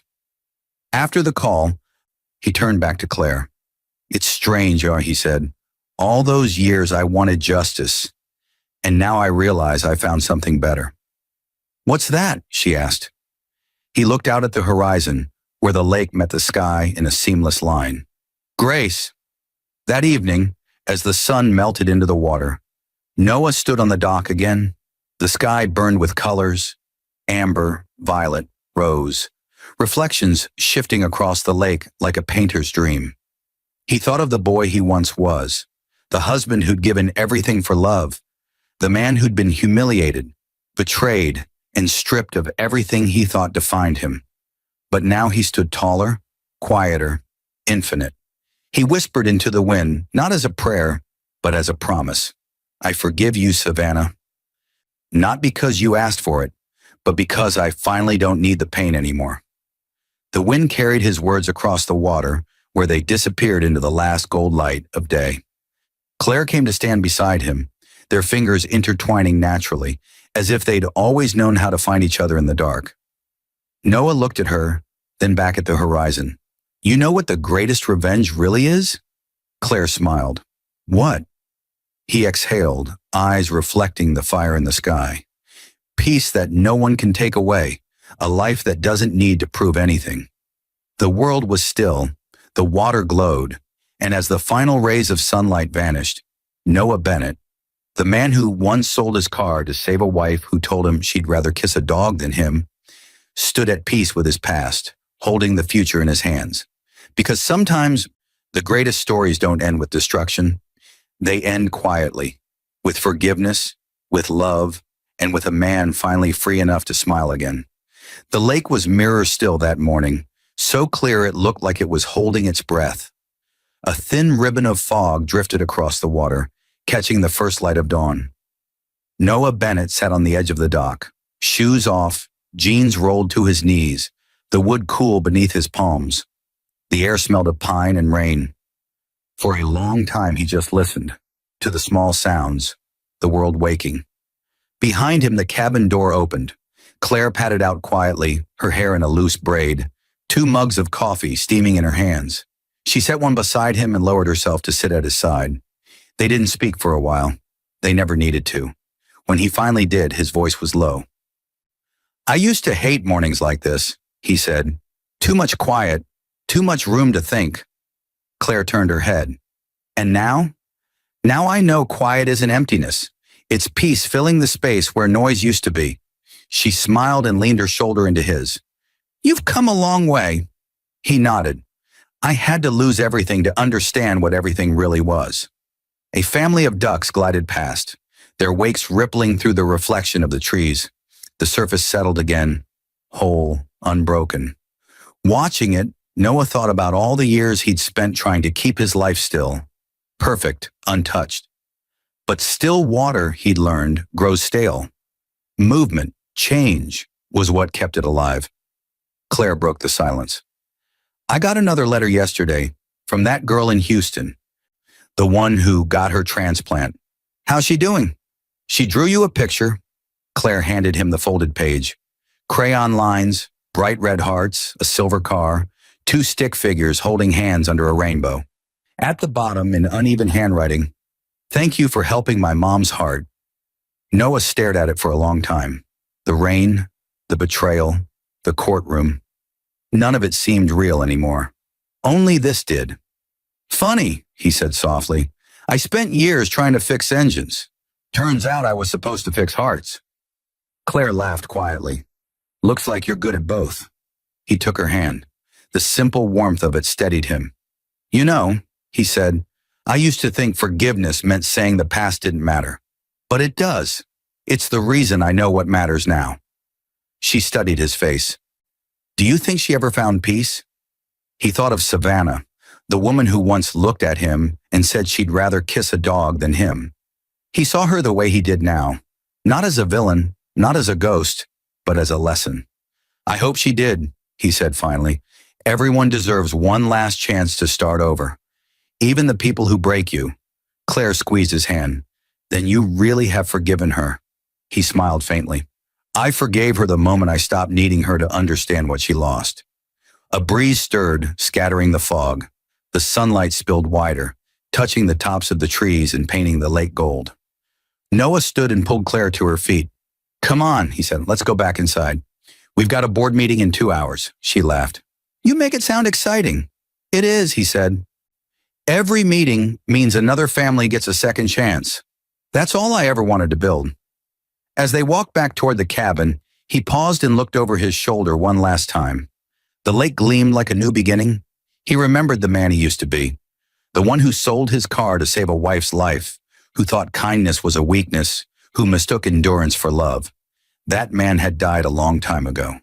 The man standing here was proof that heartbreak doesn't have to harden you. It can refine you. That betrayal doesn't have to end you. It can introduce you to yourself. He smiled, the morning light catching his face. "You know what the best part is, Claire?" She turned curious. "That it finally doesn't hurt anymore." They stepped inside together. The door closed softly behind them. The sound of their laughter mingled with the smell of coffee and cedar, and outside the lake rippled once more, carrying the reflection of a man who had lost everything and found exactly what he needed: peace. The lake was waking slowly. Mist rose from the surface like a soft veil, and the first sun painted the water in gold and silver. A heron skimmed low over the reflection, wings slicing the light. Inside the cabin, a fire murmured, and the scent of coffee drifted through the open windows. Noah Bennett stood at the edge of the dock in a sweater and jeans, hands in his pockets, eyes on the horizon. It had been 3 years since the courtroom. 3 years since the noise, the gossip, the heartbreak. The man who once couldn't breathe without the weight of betrayal had learned how to inhale again. He heard Claire before he saw her, the shuffle of slippers, the creak of the wooden floor, the quiet hum she made when she was content. She came out carrying 2 mugs. "You always beat me to the sunrise," she said. "I don't want to miss it," he replied, taking the cup from her. "The light changes so fast, it's like watching forgiveness happen in real time." She smiled, her eyes reflecting the water. "You're still a poet, Mr. Bennett." He chuckled. "I'm an engineer. I just finally learned that hearts are engines too." They sipped their coffee in silence. The world around them was slow, soft, honest. Claire slipped her arm through his. "The board called late last night. The new children's center will open next month." He nodded, a quiet satisfaction in his chest. "Then we're really doing it. Every dollar, every story, every family. It's all turning into something good." She looked at him. "Do you ever think about her?" He didn't hesitate. "Not the way I used to. I think about what she taught me. That love without respect burns out fast, and forgiveness is the only way to keep breathing afterward." Claire studied him. "That's a beautiful kind of forgiveness." He shook his head. "It's just acceptance. The past already happened. I just stopped letting it own the rest of my life." A small gust rippled the water, breaking the reflection of the sun into 1,000 moving sparks. Noah watched it, the corners of his mouth lifting. "You know, I used to think revenge was power, but the real power was walking away and building something better, something that didn't need to prove anything." Claire leaned her head on his shoulder. "And look what you built." He looked out over the water again. The Foundation's hospital across the lake, the families they'd helped, the small miracles stitched together from what once was pain. "Yeah," he said softly, "I guess I finally made peace worth more than anger."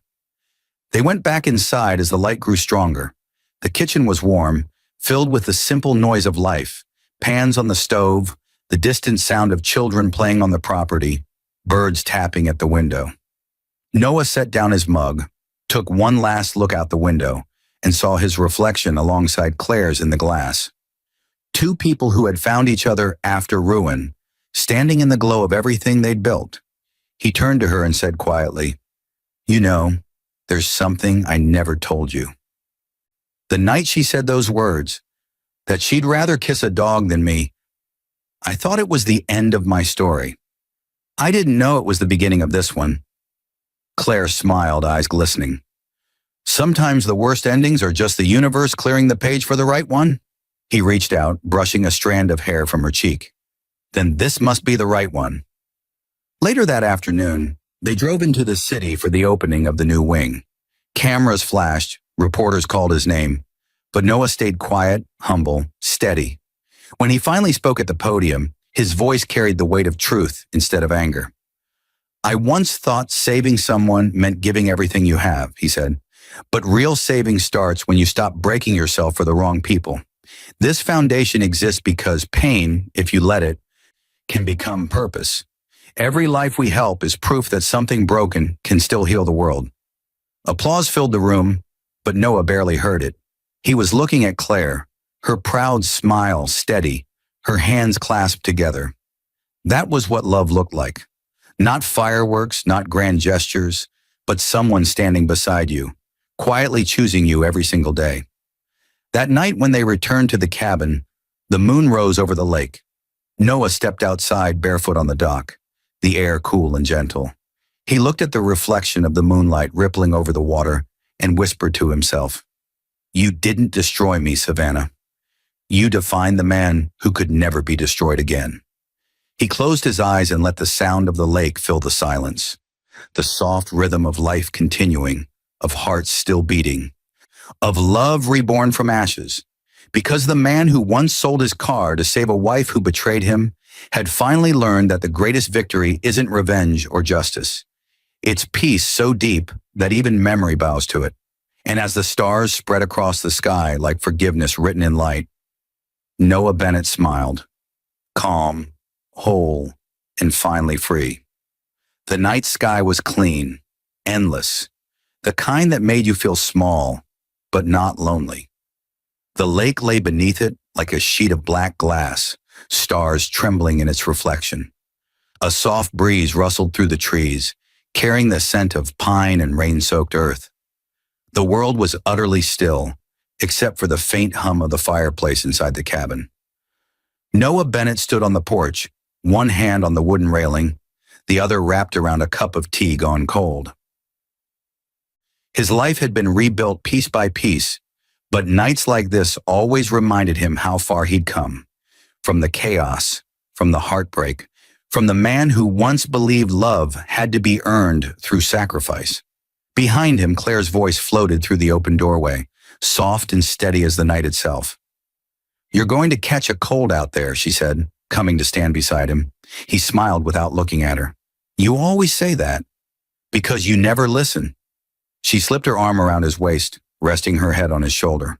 "What are you thinking about?" He took a deep breath. The past, but not in a painful way. More like remembering the distance between who I was and who I am now. Claire tilted her head toward him. "And who are you now?" He looked out at the water, the moonlight soft on his face. "A man who finally understands that kindness isn't weakness, that forgiveness isn't surrender, and that sometimes losing everything is how you finally learn what everything really means." She smiled faintly, tracing her finger along the edge of his hand. "That's beautiful." "It's true," he said. "I used to think peace was something that came after revenge, but peace came when I stopped needing revenge." They stood in silence for a while, listening to the lake whisper against the dock. Inside, the foundation's files sat neatly stacked on the desk. New projects, new lives to be helped, new chances to give what he'd once begged for. Every family he helped was another scar turned into something living, something that breathed hope back into the world. Claire turned toward him. "Do you ever think about her?" He hesitated only a second, then nodded. "Sometimes, but not with anger, with understanding." "What would you say to her if you could?" He looked up at the stars, the same ones that had watched him break years ago. "I'd tell her thank you. She showed me who I never want to be. And because of that, I became the man I was meant to be." Claire's eyes softened. "Then you did forgive her?" He nodded slowly. "Forgiveness wasn't for her, it was for me. So I could stop reliving the moment she destroyed my trust and start living the life that moment made possible." A loon called across the lake, its cry long and low. Somewhere out in the dark, the water rippled where a fish broke the surface. The air carried the smell of smoke and wet cedar. Claire whispered, "It's strange, isn't it? How something that once nearly killed you can turn into the thing that defines your strength." He turned to her, smiling quietly. "That's how life works. The storm doesn't end you. It ends who you were, so who you're supposed to be can finally breathe." They went back inside. The fireplace cast a soft orange glow across the cabin, their shadows dancing on the wooden walls. Claire curled up on the couch, and Noah joined her, pulling a blanket over them both. The world outside was still, wrapped in calm. She looked up at him, her eyes reflecting the firelight. "You ever regret anything?" He thought about it, then shook his head. "No, even the pain had purpose. Even the betrayal had lessons." "What did you learn?" she asked. He looked at her, the woman who had seen his scars and still stayed. That real love doesn't need to be proven. It just exists, quietly, steadily, without demands. The fire cracked, a log collapsing into embers. Claire smiled, her voice barely a whisper. "You found your peace." "I did," he said, "and that's something no betrayal can ever take." Later, when she fell asleep against his shoulder, Noah stared into the flames. The warmth wrapped around him like a heartbeat. He remembered the rain, the night he sold his car, the words that once shattered him. "I'd rather kiss a dog than you."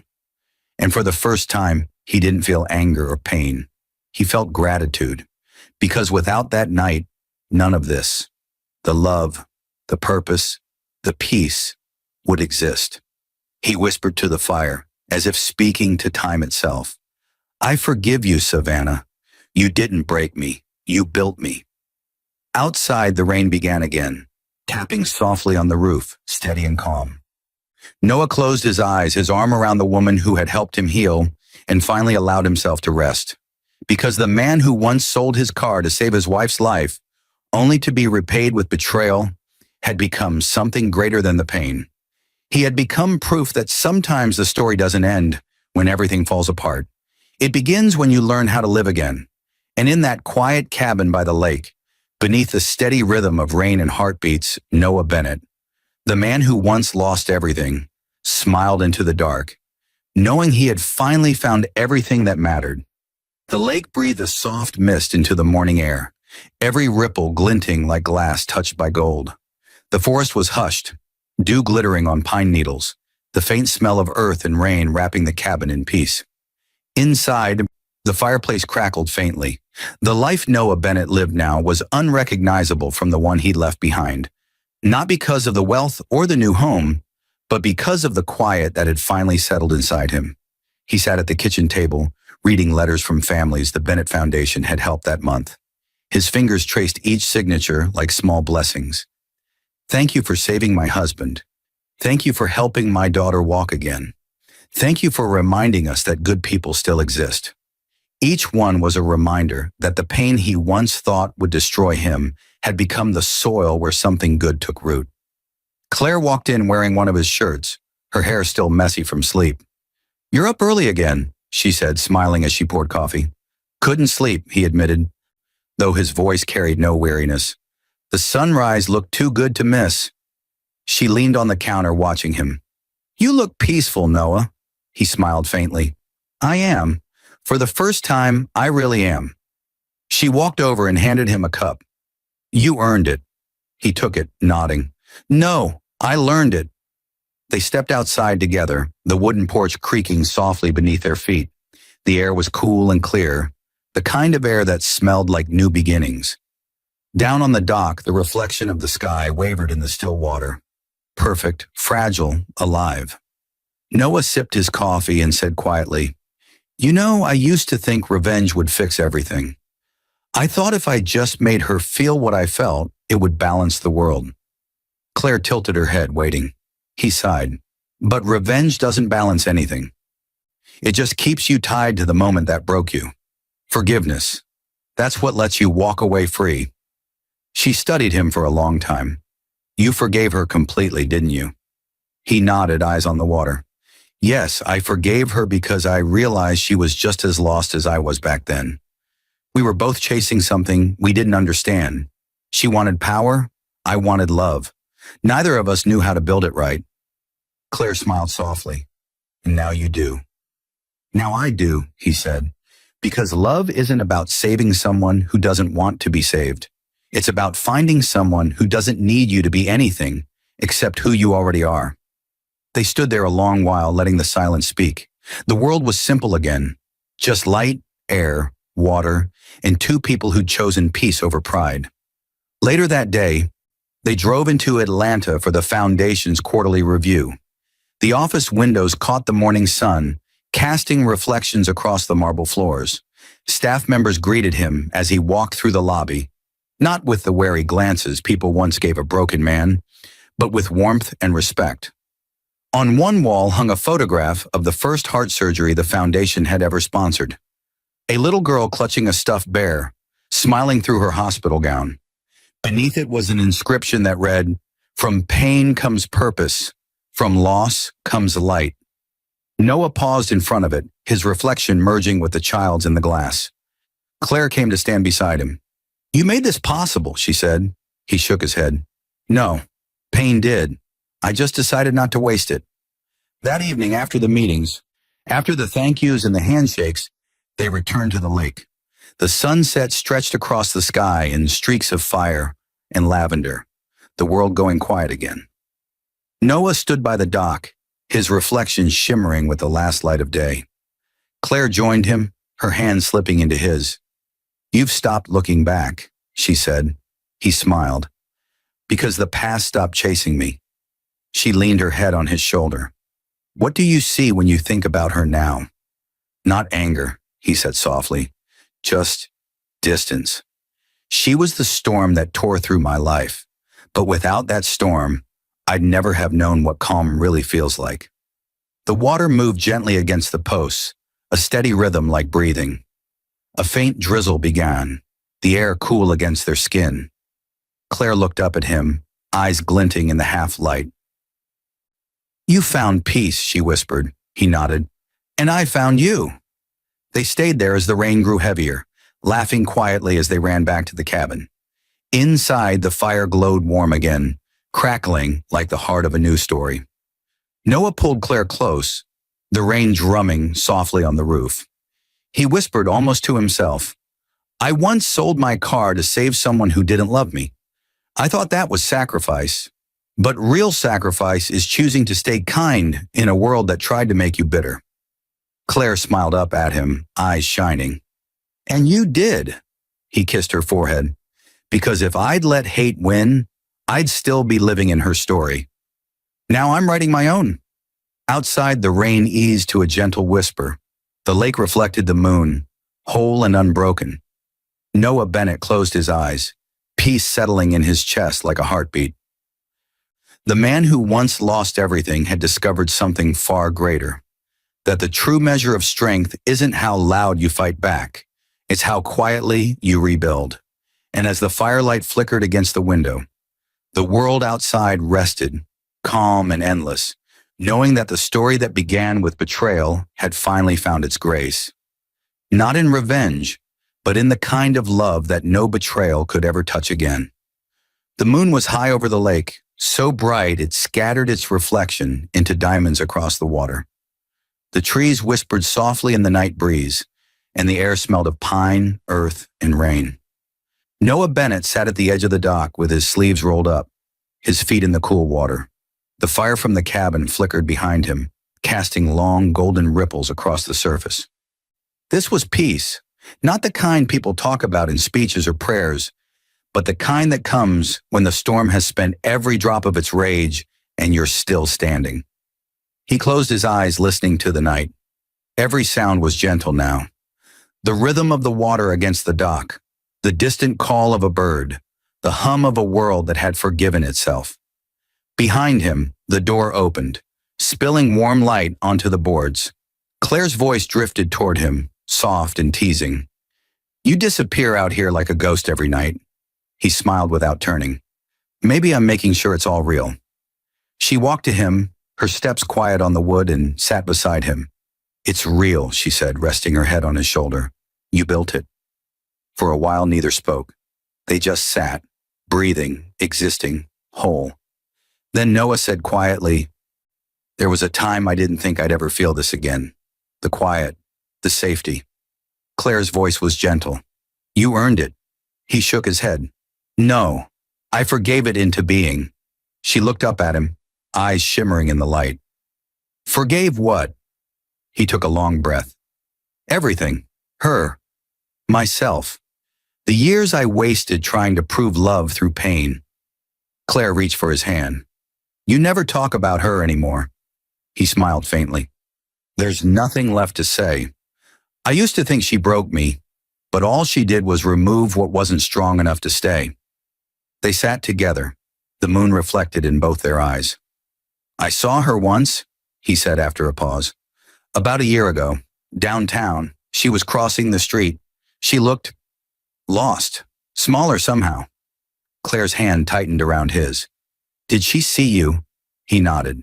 Yes, we didn't speak. She just looked at me like she'd seen a ghost of the man she once knew, except he wasn't hers anymore. I think that was her closure. Claire was quiet for a long time. Then she said softly, and yours? Noah looked out over the lake. Mine came the night I stopped needing her to regret what she did. The moment I stopped replaying it in my head, that's when I realized the past had stopped owning me. The firelight from the cabin flickered across his face, catching the faintest trace of a smile. Not of triumph, but of serenity. You know, he said, There's this thing about betrayal. It teaches you more about love than loyalty ever will. Pain forces you to rebuild differently, stronger, wiser. It strips away illusion until only truth remains. Claire's voice was a whisper. And what's your truth now? He turned toward her, eyes calm and certain. That real love doesn't demand suffering. It grows in peace. It stays steady. It never makes you feel small. She smiled, resting her head back on his shoulder. Then maybe that's what you were meant to find all along. The wind shifted, carrying the scent of rain over the water. The first drops began to fall. Soft, slow, rhythmic. Claire laughed quietly and tilted her face up to the sky. Rain again, she said. He looked at her, the corners of his mouth lifting. It's poetic, isn't it? It started with rain, and it ends with rain. She laughed, leaning into him. Not an ending, she said. Just another beginning. He nodded, and together they watched the rain spread ripples across the lake, turning every reflection into motion, as if the world itself refused to stay still. Inside, the firelight shimmered through the window. The warmth of it reached the dock, faint but real. Noah took one last look at the water, at the life he'd built from its depths, and whispered, "Thank you." It wasn't to anyone in particular. It was to everything. The pain, the loss, the lessons, the long road to this exact moment. He rose, offering his hand to Claire. She took it, her fingers warm against his. Together, they walked back toward the cabin, leaving wet footprints on the wood that the rain began to erase immediately. At the doorway, he turned back once more to the lake, his mirror, his witness, his proof. The man who once sold his car to save a wife who told him she'd rather kiss a dog than him had finally rewritten his story, not with fury, not with revenge, but with grace. And as the thunder rolled softly in the distance, Noah Bennett smiled, not because life had been kind, but because he had learned how to be kind to life. The rain fell harder, wrapping the world in its soft rhythm. Inside the cabin, laughter replaced the sound of heartbreak. And for the first time in forever, Noah Bennett no longer wondered if he'd done enough. He simply knew he had become enough. The dawn came quietly. No grand announcement, no roaring sunburst, just a soft light slipping through the curtains, touching everything it met with warmth. The world outside the cabin was still wet from last night's rain. Drops clung to pine branches like tiny jewels. The air smelled of clean earth and promise. Noah Bennett stood in the kitchen, barefoot, making breakfast. He didn't rush, didn't move like a man chasing time. For years, every morning had been about survival. Now it was about living. The coffee maker hummed. The smell of cinnamon toast drifted through the room. Behind him, the floor creaked. The familiar rhythm of Claire's footsteps. She came up behind him, wrapping her arms around his waist, resting her chin on his shoulder. "You're up early again," she murmured. He smiled. "Old habits die hard." "Old habits," she teased, "used to include staying up until 3 a.m., rewriting financial revenge plans." He laughed softly. "Now I just rewrite grant applications." She kissed his shoulder and whispered, "You know, sometimes I still can't believe you turned your pain into all this." He turned and looked at her. The morning light caught her face. Calm, kind, real. "Pain taught me how to build differently," he said. "How to build things that don't collapse when love leaves." Outside, a pair of deer stepped out from the tree line, cautious but curious. Noah watched them for a moment, then said, "Do you remember when I used to think forgiveness was weakness?" Claire nodded. He smiled faintly. "I was wrong. It's the hardest thing I've ever done, but it's also the only thing that made peace stay." They ate breakfast on the porch, their plates warm against the cool wood. The lake was waking up again, soft ripples, birds stitching their songs into the wind. Claire leaned her head against his shoulder. "What do you think she's doing now?" she asked gently. He didn't need to ask who. "Trying to find what she lost," he said. "Maybe she will someday.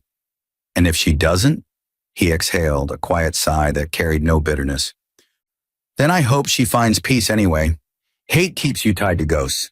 I let mine go." Claire studied him. You've really forgiven her, haven't you? He nodded. Forgiveness wasn't a gift to her. It was freedom for me. I stopped needing her to regret what she did. That's when she stopped owning any part of my happiness.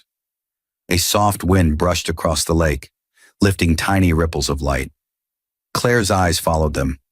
You always talk like you're writing poetry. He smiled. Maybe I am. Maybe this is what healing sounds like. They sat there for a long time saying nothing. Just two people in a lake that had seen every version of his story. The broken one, the vengeful one, and now, the whole one. Later that day, they drove into the city.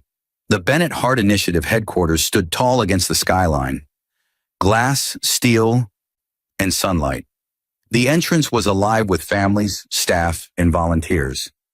Inside, laughter echoed down the halls. Every wall was lined with photos of survivors. Every story a heartbeat saved from despair. In the main hall hung a plaque he hadn't seen finished until today. Claire took his hand and led him toward it. The inscription read, "Kindness is not weakness, it's strength remembered." H.N.O. Bennett. He stared at it for a long moment, then he whispered, "It's strange. For so long I thought strength was about how loud you could fight. Now I know it's about how quietly you can rebuild." That evening, back at the cabin, he sat on the porch again, while the sun dropped behind the trees. Claire was inside on a video call with the hospital team. Her laughter drifted through the open door. The sound made him smile. He looked at the water, his mirror, his witness, and thought about the man he used to be, tired, wounded, desperate to make the world feel his pain. That man was gone. What remained was someone softer but stronger, someone who'd learned that revenge builds walls while forgiveness builds bridges. He whispered to the fading light, "You didn't destroy me, Savannah. You revealed me." As the stars began to appear, one by one, Noah leaned back in his chair, peace washing over him like a tide. Inside the cabin, Claire's laughter grew louder, brighter, a sound that didn't just fill the room, but filled the space inside him that used to ache. For years, he thought his story had ended the night he sold his car to save his wife's life. The night she told him she'd rather kiss a dog than him. But now he understood. That night wasn't an ending. It was a breaking open, a doorway to everything that came after. Purpose, redemption, love that didn't need to be earned. The lake shimmered under the moon, silver and still. He closed his eyes and let the quiet hold him. Because Noah Bennett had finally learned that the truest revenge is not ruin. It's peace so complete that even the past bows its head and lets you go. Morning rose like a promise. The air was crisp, washed clean by last night's rain. Mist rolled across the lake in slow ribbons, breaking into soft curls as the sunlight touched it. From the dock, the reflection of the sky looked endless, a perfect mirror of everything Noah Bennett had become. He stood barefoot at the edge of the water, his hands resting in the pockets of his linen pants, a faint smile touching his lips. The quiet didn't feel empty anymore. It felt earned. For years, silence had been punishment. Now it was peace. Behind him, the cabin door opened. Claire stepped out, wrapped in a light robe, her hair pulled into a loose bun. She watched him for a moment before speaking. "You're always up before the world wakes." He turned and smiled. "Maybe I just like being reminded how still life can be before it starts moving again." She joined him on the dock, slipping her hand into his. Their reflections met in the water, side by side, steady and unbroken. Claire looked out at the horizon. "You ever wonder what she'd think if she saw you now?" Noah was quiet for a long time before answering. "Maybe she'd feel regret. Maybe not. But that's her burden, not mine." "You don't hate her anymore?" He shook his head. "No. Hate used to make me feel strong. I thought it gave me control, but it just kept me tethered to her long after she stopped deserving a place in my life." Claire studied him, her expression soft. "And what gave you peace?" He smiled faintly, letting go of the need for her to understand what she lost. The morning wind brushed against them, cool and light. The lake rippled gently, breaking their reflections for just a moment before smoothing over again. It was like time itself, always moving, always healing. "I used to think revenge would fix the hole she left," he continued. "But when everything fell apart, The court, the humiliation, the noise. I realized revenge just keeps you living in the same fire that burned you. Claire squeezed his hand. So what did you do instead? He looked at her, his eyes calm and clear. I started building things that would last longer than the pain, the foundation, the programs, the peace we have now. Claire leaned her head on his shoulder. And you found love again. He smiled, looking down at her. The kind that doesn't need proving. They stood like that for a while, the world slowly waking around them. Birds calling, sunlight spilling through the trees, the lake turning gold. Later that day, they drove into the city. The Bennett Hart Initiative headquarters stood tall against the skyline, glass catching every shimmer of light. Inside, the lobby buzzed with movement. Volunteers, doctors, families. Every wall held a story of someone saved, someone given a second chance. As Noah walked through, he greeted people by name. He wasn't just a founder to them. He was proof that broken things could still create beauty. On one wall, a framed quote hung in silver letters, "True strength is not in what you survive, but in how you choose to live after surviving." He stopped in front of it, hands in his pockets, the faintest glimmer in his eyes. Funny, he said quietly, that the worst day of my life gave birth to this. Claire turned to him. You turned your pain into purpose. That's not funny. That's grace. When they returned home that evening, the air was cool again, the world settling into twilight. The cabin glowed softly from within, its lights reflecting on the still water. Noah stood on the porch for a long time, listening to the night, the frogs, the faint chirp of crickets, the heartbeat of nature itself. He thought of Savannah, not with anger, not even with sorrow, but with clarity. Once her betrayal had felt like an ending so final that he couldn't imagine life beyond it. But now it was simply a chapter, necessary, painful, but closed. He whispered into the night, "You didn't destroy me. You set me free." Inside, Claire called from the doorway. "You coming in?" He turned, his face warm in the soft light. "In a minute," he said. She smiled, the kind of smile that still made his heart catch. "Don't stay out too long. It's cold." He nodded, and as the door closed behind her, he looked back out at the lake one last time. The reflection staring back wasn't a man haunted by betrayal anymore. It was someone reborn through it. He breathed deeply, the air cool in his lungs, and let the final truth settle quietly in his chest. He had once sold his car to save a woman who told him she'd rather kiss a dog than him. He had been broken, humiliated, stripped bare. But from that wreckage, he had built a legacy of kindness so vast that even the pain that started it had to bow in respect. And as the first stars began to shimmer overhead, Noah Bennett smiled, not because he had forgotten the past, but because he had finally learned to live beyond it. Because the truest form of revenge was never destruction. It was peace so pure, so complete, that even memory learned to rest. The sky was velvet black when Noah stepped outside, the kind of night where every sound felt sharper. The lake stretched out before him, still as glass, stars scattered across it like broken diamonds. His breath clouded faintly in the cool air. A small sign that he was alive, not just surviving, but truly living. He walked down the dock slowly, barefoot, the old boards creaking softly beneath his weight. Behind him, warm light spilled from the cabin windows, the shadows of Claire moving inside. A record was spinning somewhere in the background. Soft jazz, the kind of music that once would have made him ache, but now just made him feel still. For a long time, he simply watched the reflection of the sky. It was so calm it almost hurt. The last time he remembered looking at water like this, he'd been standing in the rain, soaked, humiliated, broken, watching the car he sold disappear down the street. Back then, the sound of thunder had been louder than his heartbeat. Now the only thing louder was peace. Claire's voice drifted from the porch, quiet and warm. "You're thinking again," he smiled without turning. "Always." She walked toward him, barefoot too, her steps as silent as the lake. She stopped beside him, her shoulder brushing his arm. "About her?" "No," he said after a pause. "About me. About who I was then." Claire looked out at the horizon with him. Do you still hate him? The man you were? He shook his head. No, he was necessary. He had to lose everything so I could learn what mattered, so I could find this. They stood in silence, their reflections long and perfect on the still water.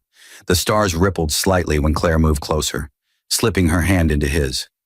You know, she said softly, if you hadn't gone through it, we wouldn't be here. I think about that every day, Noah said. Every betrayal, every scar. It's strange, isn't it? How the things that break you also build you. She smiled faintly. That's how life teaches, not with kindness, but with clarity.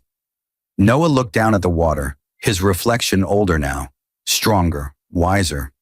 Sometimes, he said quietly, I still remember the exact words she said, the way she looked at me, the way it felt to be nothing in her eyes. And now, he said, I see it for what it was, a mirror. I was measuring my worth through someone too blind to see it. Once I stopped doing that, I stopped needing revenge. Claire brushed her thumb over his hand. You don't talk about the revenge anymore.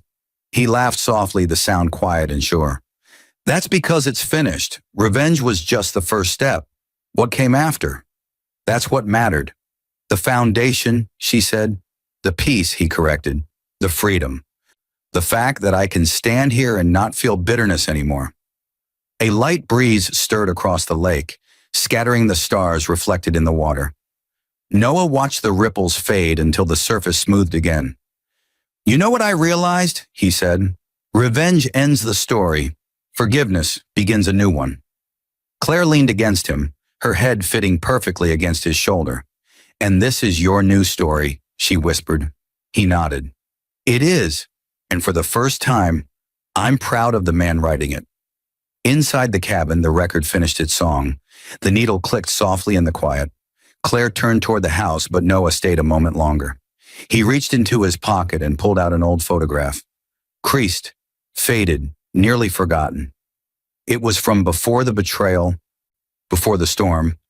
Just a younger version of himself in Savannah, smiling in a world that no longer existed. He looked at it, not with anger, but with deep, gentle understanding. Then he folded it once, placed it in a small tin box he kept on the dock, and let it sink into the lake. The ripples spread wide, then vanished. When he turned, Claire was watching him. You let it go, she said. He smiled softly. For good this time. They walked back toward the cabin, their fingers intertwined, the night air wrapped around them, cool and tender.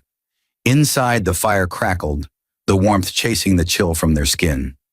Claire sat on the couch, pulling a blanket around them both. Noah rested his head against hers, the rhythm of her breathing syncing with his own. You know, she said after a while, people would call what you did mercy. He shook his head. No, mercy is for someone else. This was freedom. I just finally stopped living inside her mistake. The fire popped softly. Outside, the rain began again. Light, rhythmic, forgiving. Noah closed his eyes, listening to the sound. Once rain had meant endings. Now it meant renewal. He had been the man who sold his car to save a wife who scorned him, the man who walked through betrayal, humiliation, and revenge. But here, in this quiet cabin by the lake, he was something else entirely. The man who had learned that the most powerful act of vengeance is happiness without apology. The fire burned lower, casting soft shadows across the room. Claire's breathing slowed beside him, her hand still resting over his heart. Noah whispered into the dark, I forgive you, Savannah. Not because you deserve it, but because I deserve to sleep without ghosts. Outside, the rain fell harder, cleansing, endless, new. And as Noah drifted into sleep, the storm carried his past away with it, leaving only the peace of a man who had finally learned that love, real love, isn't something you beg for. It's something you build when the wreckage is finally gone. By dawn, the rain had stopped. A thin mist hung over the lake, curling like smoke above the still water. The cabin stood in silence, the kind of deep, sacred quiet that feels earned. Inside, the fire had burned down to embers, faint orange coals breathing gently in the hearth. Noah Bennett stirred awake on the couch, Claire's head resting against his chest, their fingers still intertwined. The soft crackle of dying firewood and the rhythm of her breathing filled the room. For a long moment, he simply lay there listening. To her, to the quiet, to the peace that had taken him years to find. He looked at her, his eyes soft. In her, he'd found everything his past had promised but never delivered. Kindness without agenda, love without condition, silence without emptiness. He rose carefully so as not to wake her, pulling a blanket over her shoulders before stepping outside. The porch was cool under his bare feet, the boards damp from rain.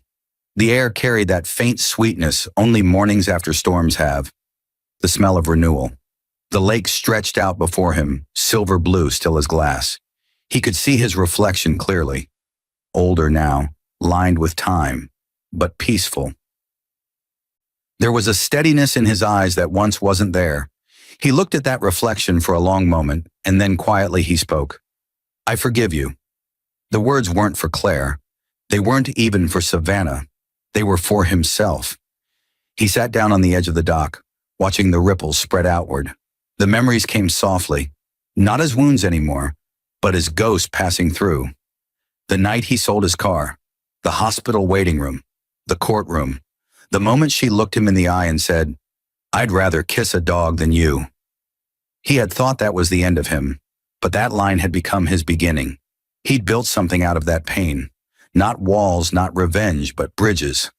The Bennett Hart Initiative had grown beyond anything he could have imagined. Families he would never meet were alive because of the foundation. Children who'd been days from dying now played under hospital skylights, their laughter echoing through hallways that carried his name. Pain, he thought, was just a teacher in disguise. Behind him, the door opened softly. Claire stepped out, wrapped in the blanket he'd left her. "You're up early again," she said, her voice still sleepy. He smiled. "Couldn't miss this. It's too beautiful." She came to sit beside him. "You always say that after it rains." "Because it's always true." They watched the mist drift across the lake. For a while, neither spoke. Then Claire said quietly, "I know what today is." He glanced at her, curious. 3 years since the divorce hearing," she said. 3 years since you closed that chapter." He nodded, not with pain, but peace. "It feels like another lifetime," she smiled. Maybe because it was. Noah reached for her hand, his fingers warm around hers. "I used to think healing meant forgetting," he said. "Now I know it means remembering without pain." Claire rested her head on his shoulder. "And you did that. You turned every wound into something that helped someone else." He chuckled softly. "I guess life decided if I couldn't fix one heart, I'd fix 1,000. The sun broke through the clouds, scattering gold across the water. The light reflected in Claire's eyes, and for a brief, quiet second, Noah felt what he'd chased for so long. Not triumph, not revenge, but completion. He turned to her, voice low and sure. "You know what the hardest part of all of it was?" "What?" "Realizing that peace doesn't arrive like justice. It doesn't announce itself. It just grows. One small choice at a time." "And what choice did it start with?" she asked. He smiled. "Forgiveness. Every other good thing followed that." They stayed there until the light grew warm and the mist burned away. In the distance, the sound of birds filled the morning. Quiet, steady, alive. When they finally stood to go inside, Noah looked back at the lake one more time. He didn't see the man who'd been betrayed or the husband who'd been humiliated. He saw the man who had survived both and still chosen to love anyway. As they walked back toward the cabin, Claire asked, "Do you ever wish it hadn't happened? That you'd never gone through any of it?" He thought for a moment, then shook his head. "No, because then I'd never know what this peace feels like. I'd never have learned how to love right. I'd never have become this man." She smiled, the kind of smile that came from understanding. Inside, the fireplace had gone quiet, the last ember fading into ash. Noah picked up a small framed photo from the mantel. One of him and Claire standing in front of the foundation, surrounded by families they'd helped. On the back, Claire had written, "For the man who turned betrayal into a heartbeat." He set it back down gently. Outside, the light grew brighter, wrapping the world in gold. Noah Bennett took a deep breath. Not the kind meant to forget the past, but to honor how far he'd come from it. He wasn't the man who sold his car to save a wife who mocked him anymore. He wasn't the man who fought to destroy his enemies or prove his worth. He was the man who rebuilt his world from the ruins, quietly, kindly, powerfully.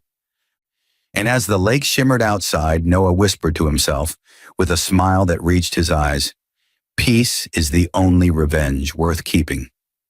The sun rose like it was painting a benediction over the water. Soft gold light spilled across the lake and bled through the trees, touching everything.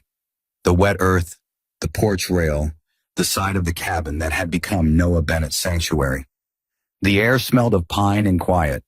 The world for once was completely still. Noah stood at the edge of the dock, coffee steaming in his hand, his reflection steady beneath him. There was no storm left in his face. The man in the water wasn't the one who had sold his car and been mocked for it, or the one who had walked through betrayal's fire. This man was calm, grounded, whole, a man who had made peace with everything that tried to undo him. Behind him, the cabin door opened. Claire stepped out, barefoot, her robe falling softly around her. "You always find the sunrise first," she said, voice still husky from sleep. He smiled, not turning. "Maybe I just like seeing what peace looks like in light." She came up beside him, wrapping her hands around his arm. Together they looked out at the horizon, a line of silver light spreading wider, brighter. "You know," Claire said, "the first time I met you, I thought you were haunted, like something inside you was still burning." He nodded, remembering.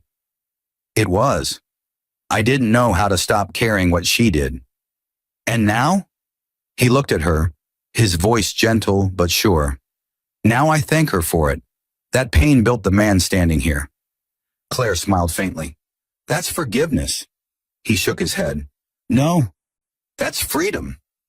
They stood in silence for a while, listening to the sounds of the morning.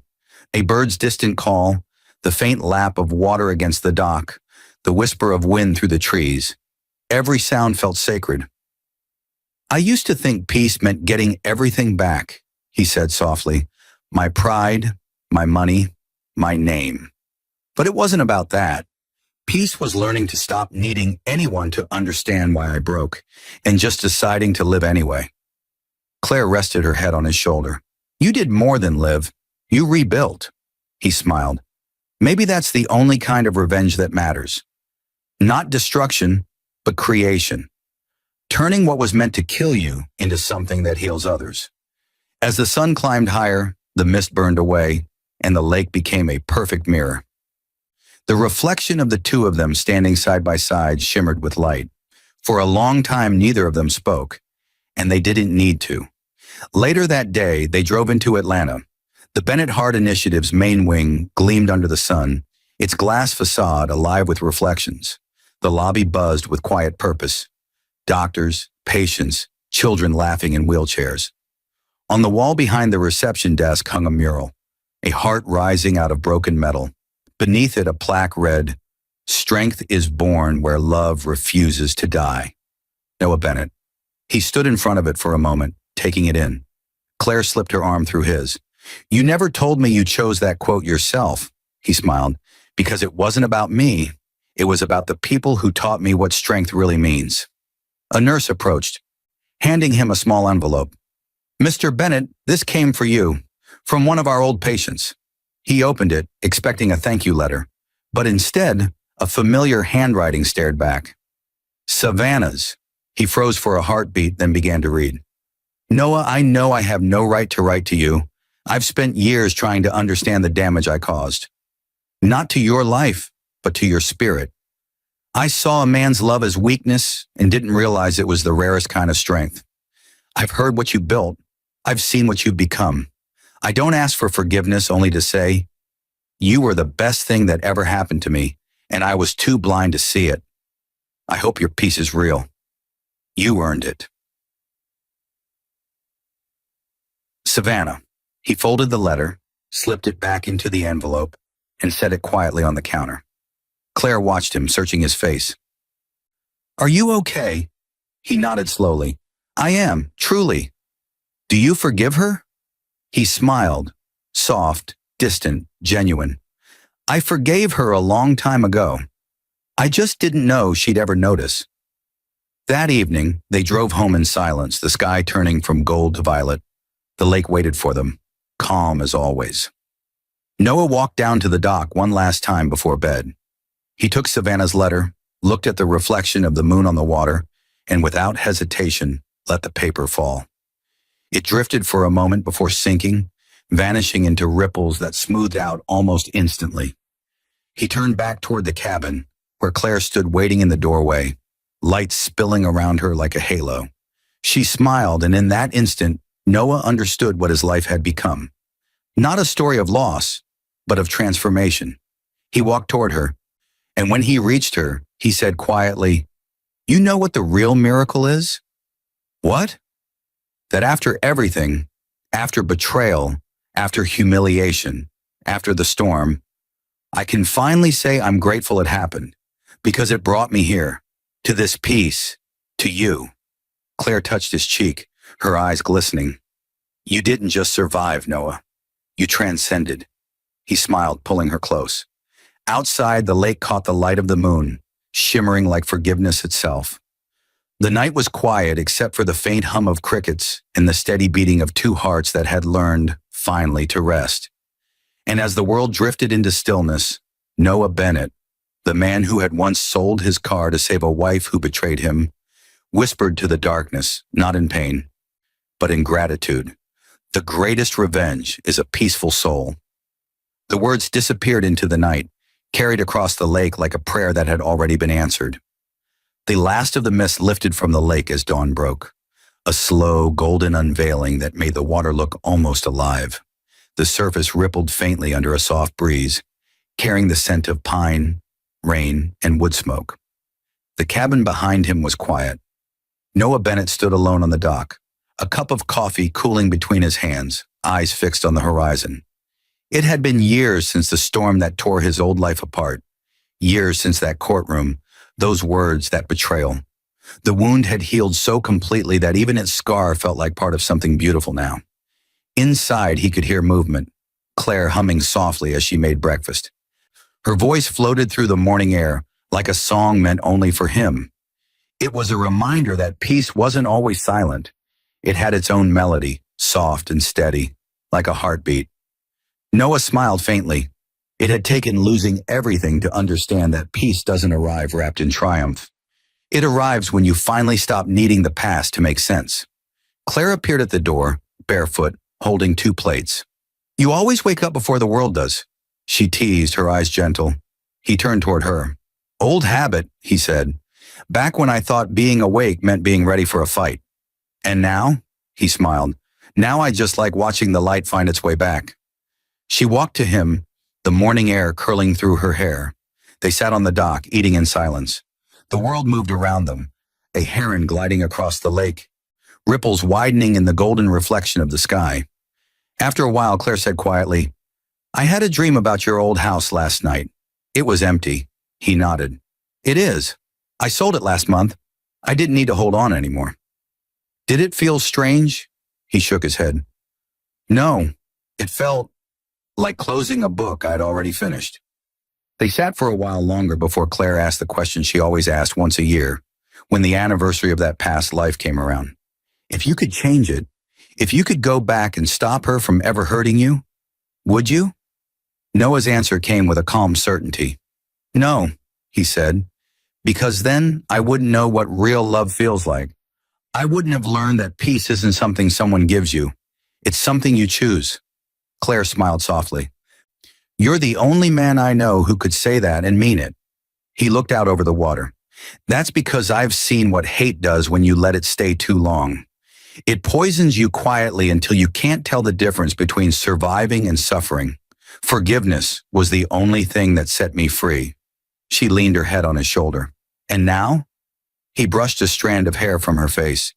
"Now I just try to give that freedom to others." They watched the sun climb higher, the lake turning to liquid gold. The sound of laughter carried faintly across the water. Families staying in nearby cottages, their voices full of the kind of joy Noah once thought he'd never feel again. Later that morning, they drove into the city, The Bennett Hart Initiative headquarters stood tall, sunlight spilling off the glass facade. Inside, walls were lined with photos of survivors, patients, families, all people whose stories had intersected with his foundation's work. In the lobby, a little girl broke free from her mother's hand and ran up to him, holding a crumpled drawing. "Mr. Bennett," she said breathlessly, "my mom said you fixed her heart." Noah crouched, smiling as he took the paper. It was a child's sketch, him standing beside a giant red heart, a line of people behind it. The caption read, "The man who gives hearts back." He swallowed softly. "That's beautiful," he said. The girl beamed. "My mom said you're a hero." Noah shook his head. "No, sweetheart. I just learned how to turn pain into something useful." When he straightened, Claire was watching him with quiet pride. "You still don't see it, do you?" she said. "See what?" "That you didn't just survive. You transformed." He didn't answer. He didn't need to. The truth was written all around them, in every smile, every healed life, every second chance. That night back at the lake, the air was clear, the sky full of stars. Noah stood alone for a moment on the porch, the sound of the water steady and rhythmic. Claire came to stand beside him, slipping her arm through his. He looked up at the stars and said quietly, "You know, there was a time I thought peace would come with fanfare, a day where I'd wake up and everything would feel brand new. But peace isn't loud. It's moments like this. Quiet, steady, undeniable." Claire smiled. "And now?" He turned to her, eyes soft. "Now every time the lake is still, every time I wake up and don't feel the weight of the past pressing on me, I know I won." They stood together, watching the reflection of the stars ripple across the water. Noah thought about Savannah for the last time, not with anger, not even with sorrow, but with gratitude. Her betrayal had ended one story but birthed another, one that was infinitely better. He exhaled, the words barely a whisper. "Thank you. You broke me open just enough for the light to get in." Claire leaned her head against him. "What did you say?" "Nothing," he said, smiling. "Just closing a chapter." The lake shimmered beneath the moonlight, each ripple catching a fragment of sky. Noah Bennett, the man who once sold his car to save a wife who said she'd rather kiss a dog than him, no longer lived in the echo of that moment. He lived in its redemption. And as the stars brightened above, he finally understood the truth that had taken him a lifetime to learn. Peace is not what you find after revenge. It's what you build when you stop needing it. The lake was made of light that morning, a smooth sheet of gold melting into blue. So still it felt sacred. A pair of swans drifted through the reflection, their wings leaving soft trails that shimmered in the early sun. From the porch, the smell of coffee and cedar mingled with the faint sweetness of wildflowers blooming near the waterline. Noah Bennett stepped out quietly, his hands in the pockets of his linen pants, the soft crunch of wood under his feet the only sound. The air was clean. No noise, no city hum, no ghosts left to haunt him. This place, this peace, was the life he'd built out of ashes. He paused at the railing, staring at the horizon. Years ago, he'd looked at the same kind of morning through a hospital window, holding his breath while a doctor explained what his wife needed to survive. He had sold everything then, his car, his comfort, his pride, to save her life. She had called him weak for it later, spat words that would have broken a lesser man. But not him. Not anymore. The cabin door opened softly behind him. Claire stepped out, wrapped in a gray sweater, her hair falling over her shoulders in gentle waves. She held 2 mugs, steam curling from them in the chill. "You never miss a sunrise," she said. He smiled. "It's the only thing that's never lied to me." She handed him the mug and leaned on the railing beside him. "You're thinking about her again," she said quietly, not accusing, just knowing. He nodded, not with hate, just with distance, like remembering someone else's life. Claire tilted her head. "Do you ever wish you could erase it?" He thought for a moment, then shook his head. "No. If I erased it, I'd erase the lesson. And the lesson gave me this." They sipped their coffee in silence, watching the mist fade from the water. "You know," Claire said softly, I used to think forgiveness meant letting someone get away with what they did. Noah glanced at her. And now? Now I think forgiveness just means you stop carrying what doesn't belong to you anymore. He smiled faintly. That's exactly it. A bluebird landed on the porch railing near them, fluttering its wings before taking off again. Noah followed it with his eyes. It's strange, he said. All those years I thought revenge would be the end of the pain, but revenge doesn't end anything. It just drags the wound into another lifetime. So what did end it? She asked. He turned to her, the morning light soft on his face. Choosing peace and loving again. The right way this time. Her eyes warmed. The right way? He smiled. Without conditions, without fear, without needing to prove I'm worth loving. Claire reached up, brushing her thumb across the scar at the corner of his jaw, a faint reminder of one of the darker days. You are, she said simply. He took her hand and kissed it, a small act heavy with gratitude. They stood there, watching the light dance across the lake, until the world fully woke. Later that afternoon, they drove into the city for the Bennett Hart Initiative's anniversary gala. The hall was filled with families whose lives had been saved through the foundation. People laughing, hugging, crying. There were photographs everywhere, children who'd been born healthy, parents who'd survived impossible odds. Noah walked among them quietly, shaking hands, listening. He wasn't the man who wanted recognition anymore. He was the man who'd finally learned how to build something that outlived pain. Near the end of the evening, a woman approached him, middle-aged, cautious, holding a letter. Mr. Bennett, she said softly, I was asked to deliver this to you. He took it, puzzled. When he unfolded it, his breath caught for just a second. The handwriting, delicate, familiar. Savannah. Noah, I've seen what you've done with your life. I've watched from afar, quietly, ashamed. I don't ask for forgiveness. I know I'm the reason you had to rebuild from ruin. I just wanted to say, I was wrong. You weren't weak. You were what love should have been. And if there's a heaven for second chances, I hope it looks something like your peace. He folded the letter carefully, pressing it between his palms. For a long time, he said nothing. Then he smiled, faint but real. She finally saw it, he murmured. Claire touched his arm. Does it change anything? He shook his head. No, it just proves I was right to let go. That night, they returned to the lake. The air was cool, the stars sharp and clear. Noah walked down to the dock alone for a moment, holding the letter. He watched the water shimmer in the moonlight, and then, with a steady hand, he tore the paper in two and let the pieces drift away. The lake swallowed them gently, the ripples fading almost instantly. He stayed there a while, eyes fixed on the moon's reflection. Full, serene, whole. Then Claire's voice called softly from the porch. You coming in? He turned, smiling. Yeah, just saying goodbye. As he walked back toward her, the light from the cabin wrapped around him, warm and golden. When he reached her, she took his face in her hands and whispered, You're free now. He nodded, his voice calm. Finally. They went inside. The fire was glowing, the room filled with soft music.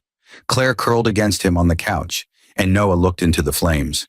He thought of everything that had brought him here, the betrayal, the courtroom, the years of silence, and realized that every piece of his pain had been repurposed into light.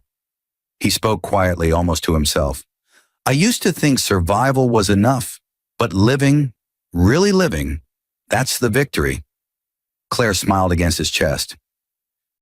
You rebuilt beautifully. He wrapped an arm around her, eyes still on the fire. I rebuilt honestly. Outside, the lake was still, the stars mirrored perfectly on its surface. Noah Bennett closed his eyes, breathing in the scent of rain and pine, and for the first time since his life had shattered, he didn't feel like a man recovering. He felt like a man reborn, because in the end, the truest revenge was never the ruin of others. It was the quiet, unshakable joy of a heart that finally knew peace. The world was quiet enough to hear the heartbeat of morning. A thin veil of mist drifted across the lake, breaking apart as sunlight filtered through the trees. The air was cool and alive with the scent of pine and rain-damp earth. Noah Bennett stood barefoot at the edge of the dock, his reflection rippling in the golden water. He wasn't the man he used to be, the one who had sold his car to pay for his wife's surgery, the man who had watched her turn that sacrifice into mockery. That version of him had died a long time ago, buried under betrayal and humiliation. What stood here now was reborn, calmer, stronger, untouchable. Behind him, the cabin door opened. "You're awake early again," Claire said softly, stepping out with a shawl wrapped around her shoulders. Her voice was the sound of peace itself. He smiled without turning. "The lake wakes me up before the world does. It's like it knows I still need the reminder." She walked to his side. "Of what?" "That no storm lasts forever." They stood together, watching the light stretch over the water. For a long moment, neither spoke. The silence wasn't empty. It was full of understanding. Claire's hand slipped into his. "You've come a long way," she said quietly. "Most people never recover from the kind of betrayal you went through." He exhaled slowly. "That's because most people chase revenge, not recovery. And you?" "I chase peace," he said simply. "And for the first time in my life, I caught it." A heron glided low over the lake, its reflection tracing a silver line through the water. Noah followed it with his eyes, smiling faintly. "You know, I used to think strength meant never breaking," he said. "But real strength is what you build after you do." Claire looked at him, this man who had once walked through fire just to save someone who didn't see his worth, and saw in him the quiet nobility of survival. "Do you ever think about her?" she asked. He nodded. "Sometimes, but not with anger. Just with clarity." "What do you mean?" He turned to her, his expression calm. "She taught me everything I needed to unlearn." They both laughed softly at that, the sound carrying over the water. After breakfast, they drove into the city for the Bennett Hart Initiative's 5th anniversary celebration. The lobby buzzed with voices, families, doctors, children, people whose lives had been changed because one man turned pain into purpose. As Noah walked through the hall, people stopped him to thank him, shake his hand, tell him stories of how his foundation had saved their loved ones. Every thank you was another layer of redemption. At the main exhibit, a display featured an old photograph. Noah from years ago, standing beside the very car he once sold. The plaque beneath it read, "From what he lost, he built hope for thousands." He stood there a moment, reading the words. Claire came up beside him. "You kept that photo," she said softly. He nodded. "Because it reminds me that love and sacrifice aren't mistakes. They're just lessons in disguise." Then a young woman approached, holding a sealed envelope. "Mr. Bennett," she said nervously, "this arrived for you through the Foundation's mailroom. It's marked personal." He took it, recognizing the handwriting immediately. "Savannah." He opened it slowly. "Noah, I don't expect you to read this, but I needed to say it. I see you everywhere. On the news, in the stories people tell about the lives you've changed. You became everything I was too blind to value. I wanted the world, but you were the only part of it that ever mattered. I hope one day you'll believe that I know what I destroyed. And I hope your peace is real. Savannah." For a long time, Noah didn't move. Then with a deep breath, he folded the letter and tucked it into his jacket pocket. Claire looked at him gently. "Does it change anything?" He shook his head. "No, it just confirms what I already knew, that letting go was the right choice." That evening, they drove back to the cabin. The sun was low, casting fire across the water. Noah walked to the end of the dock, pulling the letter from his pocket. Claire stood behind him as he tore it once, twice, 3 times, and let the pieces fall. The paper drifted down like pale feathers before the lake swallowed them whole. He stayed there a while, watching the ripples fade. Then he turned to Claire. She stepped forward and pressed her forehead against his. "You're free," she whispered. "I've been free," he said. "This is just the moment I finally believe it." The wind picked up, carrying the scent of rain and pine through the air. The lake glowed beneath the sunset, amber and quiet, as if the world itself were at peace. Inside the cabin, the fire crackled. Claire poured 2 glasses of wine and handed him one. They sat by the window, the view of the lake stretching endlessly before them. Noah looked out and said softly, "You know what I learned? That peace doesn't mean the past disappears. It just means it stopped hurting." Claire smiled. "And that's enough?" He nodded. More than enough. As night settled in, the stars mirrored themselves in the lake, 1,000 tiny lights trembling on its surface. Noah leaned back, one arm around Claire, and for the first time in his life, he didn't feel like a man defined by what he'd lost, but by everything he'd built after it. The fire burned low, the wind whispered through the trees, and in the hush of that perfect evening, Noah Bennett closed his eyes and finally understood. The greatest revenge was never destruction, nor victory, nor power. It was peace so deep that even the memory of pain had to bow before it. And beneath that quiet sky, he smiled. Because he'd won, not against her, but for himself. The world woke gently. The first light of morning spilled through the pines, catching on the dew like 1,000 tiny mirrors. The lake was still, a flawless reflection of sky and soul. The only sound was the soft hum of nature breathing, a bird's distant call, the faint lap of water against the dock, the low rustle of leaves shifting in the wind. Noah Bennett stood at the edge of it all, barefoot, a steaming mug of coffee cradled in his hands. The steam curled into the cold air, vanishing the same way pain had once done, slowly, invisibly, completely. For a long time, he just stood there, watching the reflection of the world ripple beneath him. Peace wasn't loud. It didn't come with applause. It came like this, softly after everything else had been burned away. Behind him, the cabin door opened, letting out a spill of warm light. "You're out here again," Claire said softly, pulling her sweater tighter around her. He smiled without turning. "You make it sound like a bad habit." "It's the best one you've got," she teased, stepping onto the dock beside him. They stood together side by side, the world still half asleep around them. Claire watched his face for a moment, the calm in it, the quiet pride. "You look at peace," she said. "I am," he replied. "Finally. After everything you went through, that sounds like a miracle." He shook his head. "Not a miracle, a choice."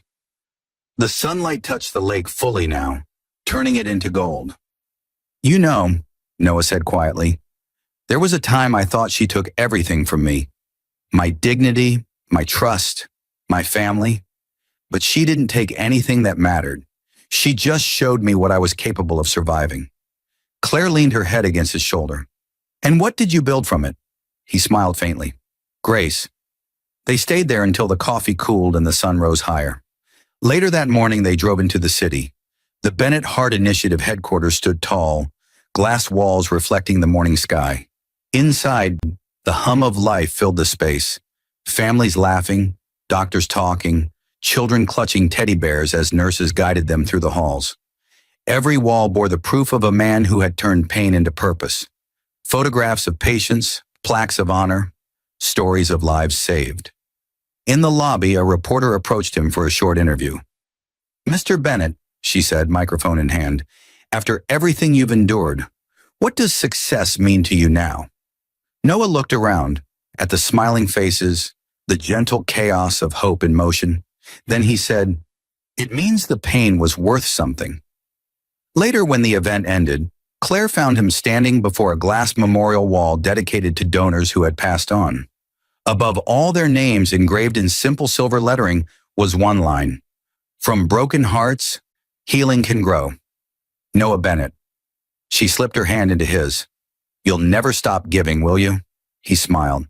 "I spent years giving to people who didn't value it. Now I give to those who do. It's different when love has purpose." They drove home as the sun sank behind the trees. The world was painted in fire and quiet.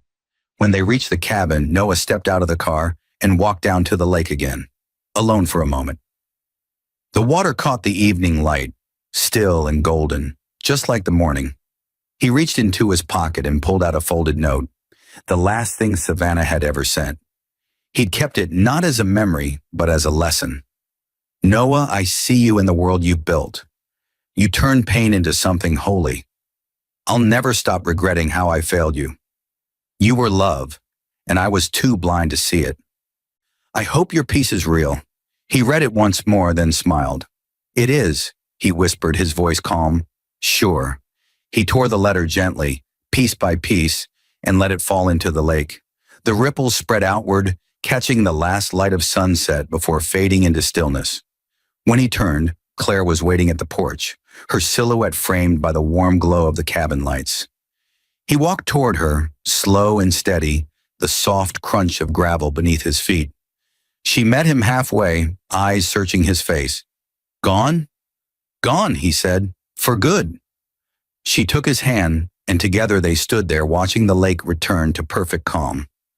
The world around them was silent again, but this silence wasn't empty. It was complete.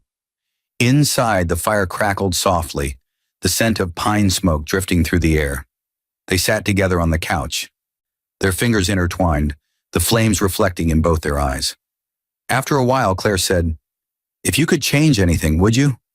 He thought about it for a long moment, then shook his head. "No, because every wrong turn brought me here, and here is exactly where I was meant to be." She smiled, brushing her thumb across his hand. "You really did forgive her." He looked into the fire. "I had to. Peace only grows where forgiveness takes root." The wind sighed against the windows. The night pressed close around the cabin, wrapping them in its calm. Noah leaned back, his arm around Claire's shoulders, and whispered almost to himself, "You know what the greatest revenge is?" She looked up at him. "What?" He smiled softly. "Peace so deep that even your past can't disturb it." Outside, the lake mirrored the moon perfectly. Two worlds, one above and one below. Both whole, both still. Noah Bennett closed his eyes, feeling the rhythm of his own heartbeat, steady and sure. The man who once sold his car to save a wife who spat on his love had built something greater than wealth or vengeance. He had built peace, and for the first time in his life, that peace felt eternal. The morning came soft, the kind of soft that feels like forgiveness. A pale light spread across the lake, slow and steady, painting the surface in shades of gold and silver. The mist lifted in ribbons, and the quiet was complete. No wind, no rush, just stillness and breath. Noah Bennett stood at the edge of the dock barefoot, the cool wood damp beneath his feet, a mug of black coffee warming his hands.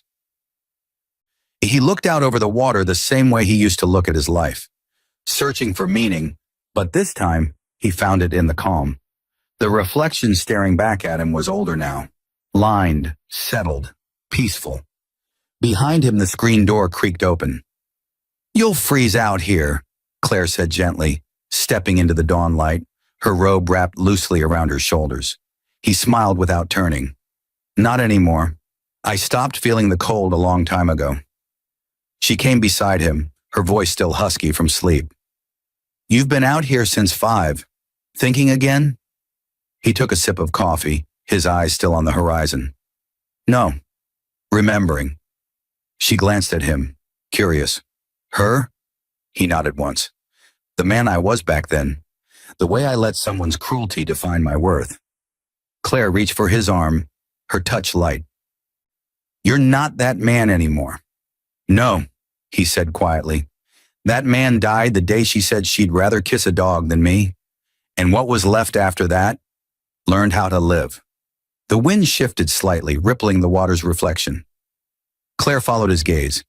"You forgave her." He smiled faintly. "I did. I had to. Carrying hate feels like dragging your own chains. And now," he turned toward her, his eyes soft. "Now I hope she found peace too. It's the only thing I ever wanted, for both of us to stop bleeding." She looked at him for a long moment, then said quietly, "You know, that's what makes you rare. Most people stay angry forever." He shook his head. "Anger is easy. Healing takes courage." They stood in silence, watching the sun rise higher. The light caught the water and turned it to fire. Later that morning, they drove into the city. The Bennett Hart Initiative headquarters gleamed like glass and hope. Inside, laughter echoed through the atrium. Children running, parents smiling, doctors in scrubs moving with purpose.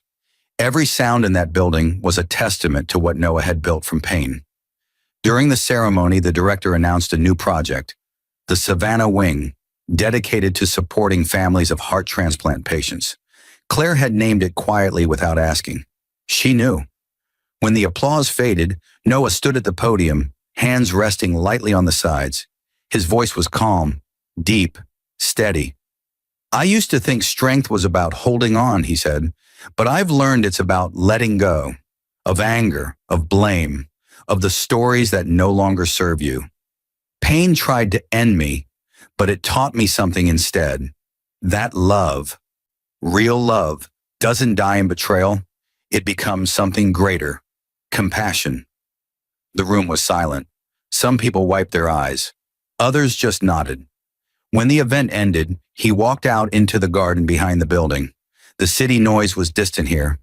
Birds flitted between the trees, sunlight dripping through the leaves. Claire joined him a few minutes later, holding his hand. "You did good," she said softly. He smiled. "It's strange. For so long I wanted her to see this, to see what I became. But now I don't need that anymore." "Why not?" "Because peace doesn't need an audience," he said simply. That evening they drove home. The sun had already slipped behind the hills, leaving behind a warm trail of amber light. The lake was waiting, still, familiar, forgiving. Noah walked down to the dock one last time, the wooden planks creaking softly beneath his feet. He reached into his jacket pocket and pulled out a small envelope.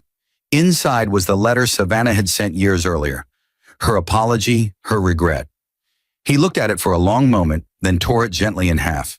The paper fluttered from his hand and drifted into the water. The lake swallowed it whole without a sound.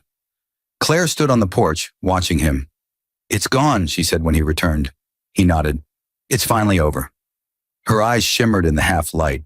"How do you feel?" He smiled, slow and certain. "Free." They went inside together. The fire crackled softly, painting the room in warmth. Claire curled up beside him on the couch, her head resting on his shoulder. "You ever think about what you'd say to her if you saw her again?" she asked quietly. Noah stared into the flames for a long time before answering. "I'd tell her thank you." "Thank you," Claire echoed softly. He nodded. "Because she ended the man I was, the one who thought love had to be earned through pain. And in doing that, she made space for the man I became." Claire smiled, her voice barely a whisper. "You've turned forgiveness into an art form." He chuckled softly. "Forgiveness isn't art. It's architecture.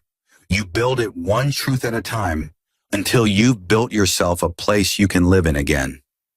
The fire popped, a spark rising and fading into the air. Outside, the lake reflected the stars, smooth and endless. Noah Bennett leaned back, eyes closing, peace settling over him like a second skin.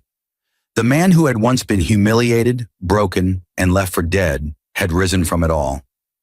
Not as a conqueror, but as a creator. He had built love. He had built purpose. He had built peace. And as the night deepened, wrapping the cabin in silver quiet, Noah whispered into the dark, not to the past, but to the present that had finally arrived. The truest revenge is a peaceful life that needs no explanation. And for the first time since that long ago storm, the world and Noah Bennett were perfectly, beautifully still.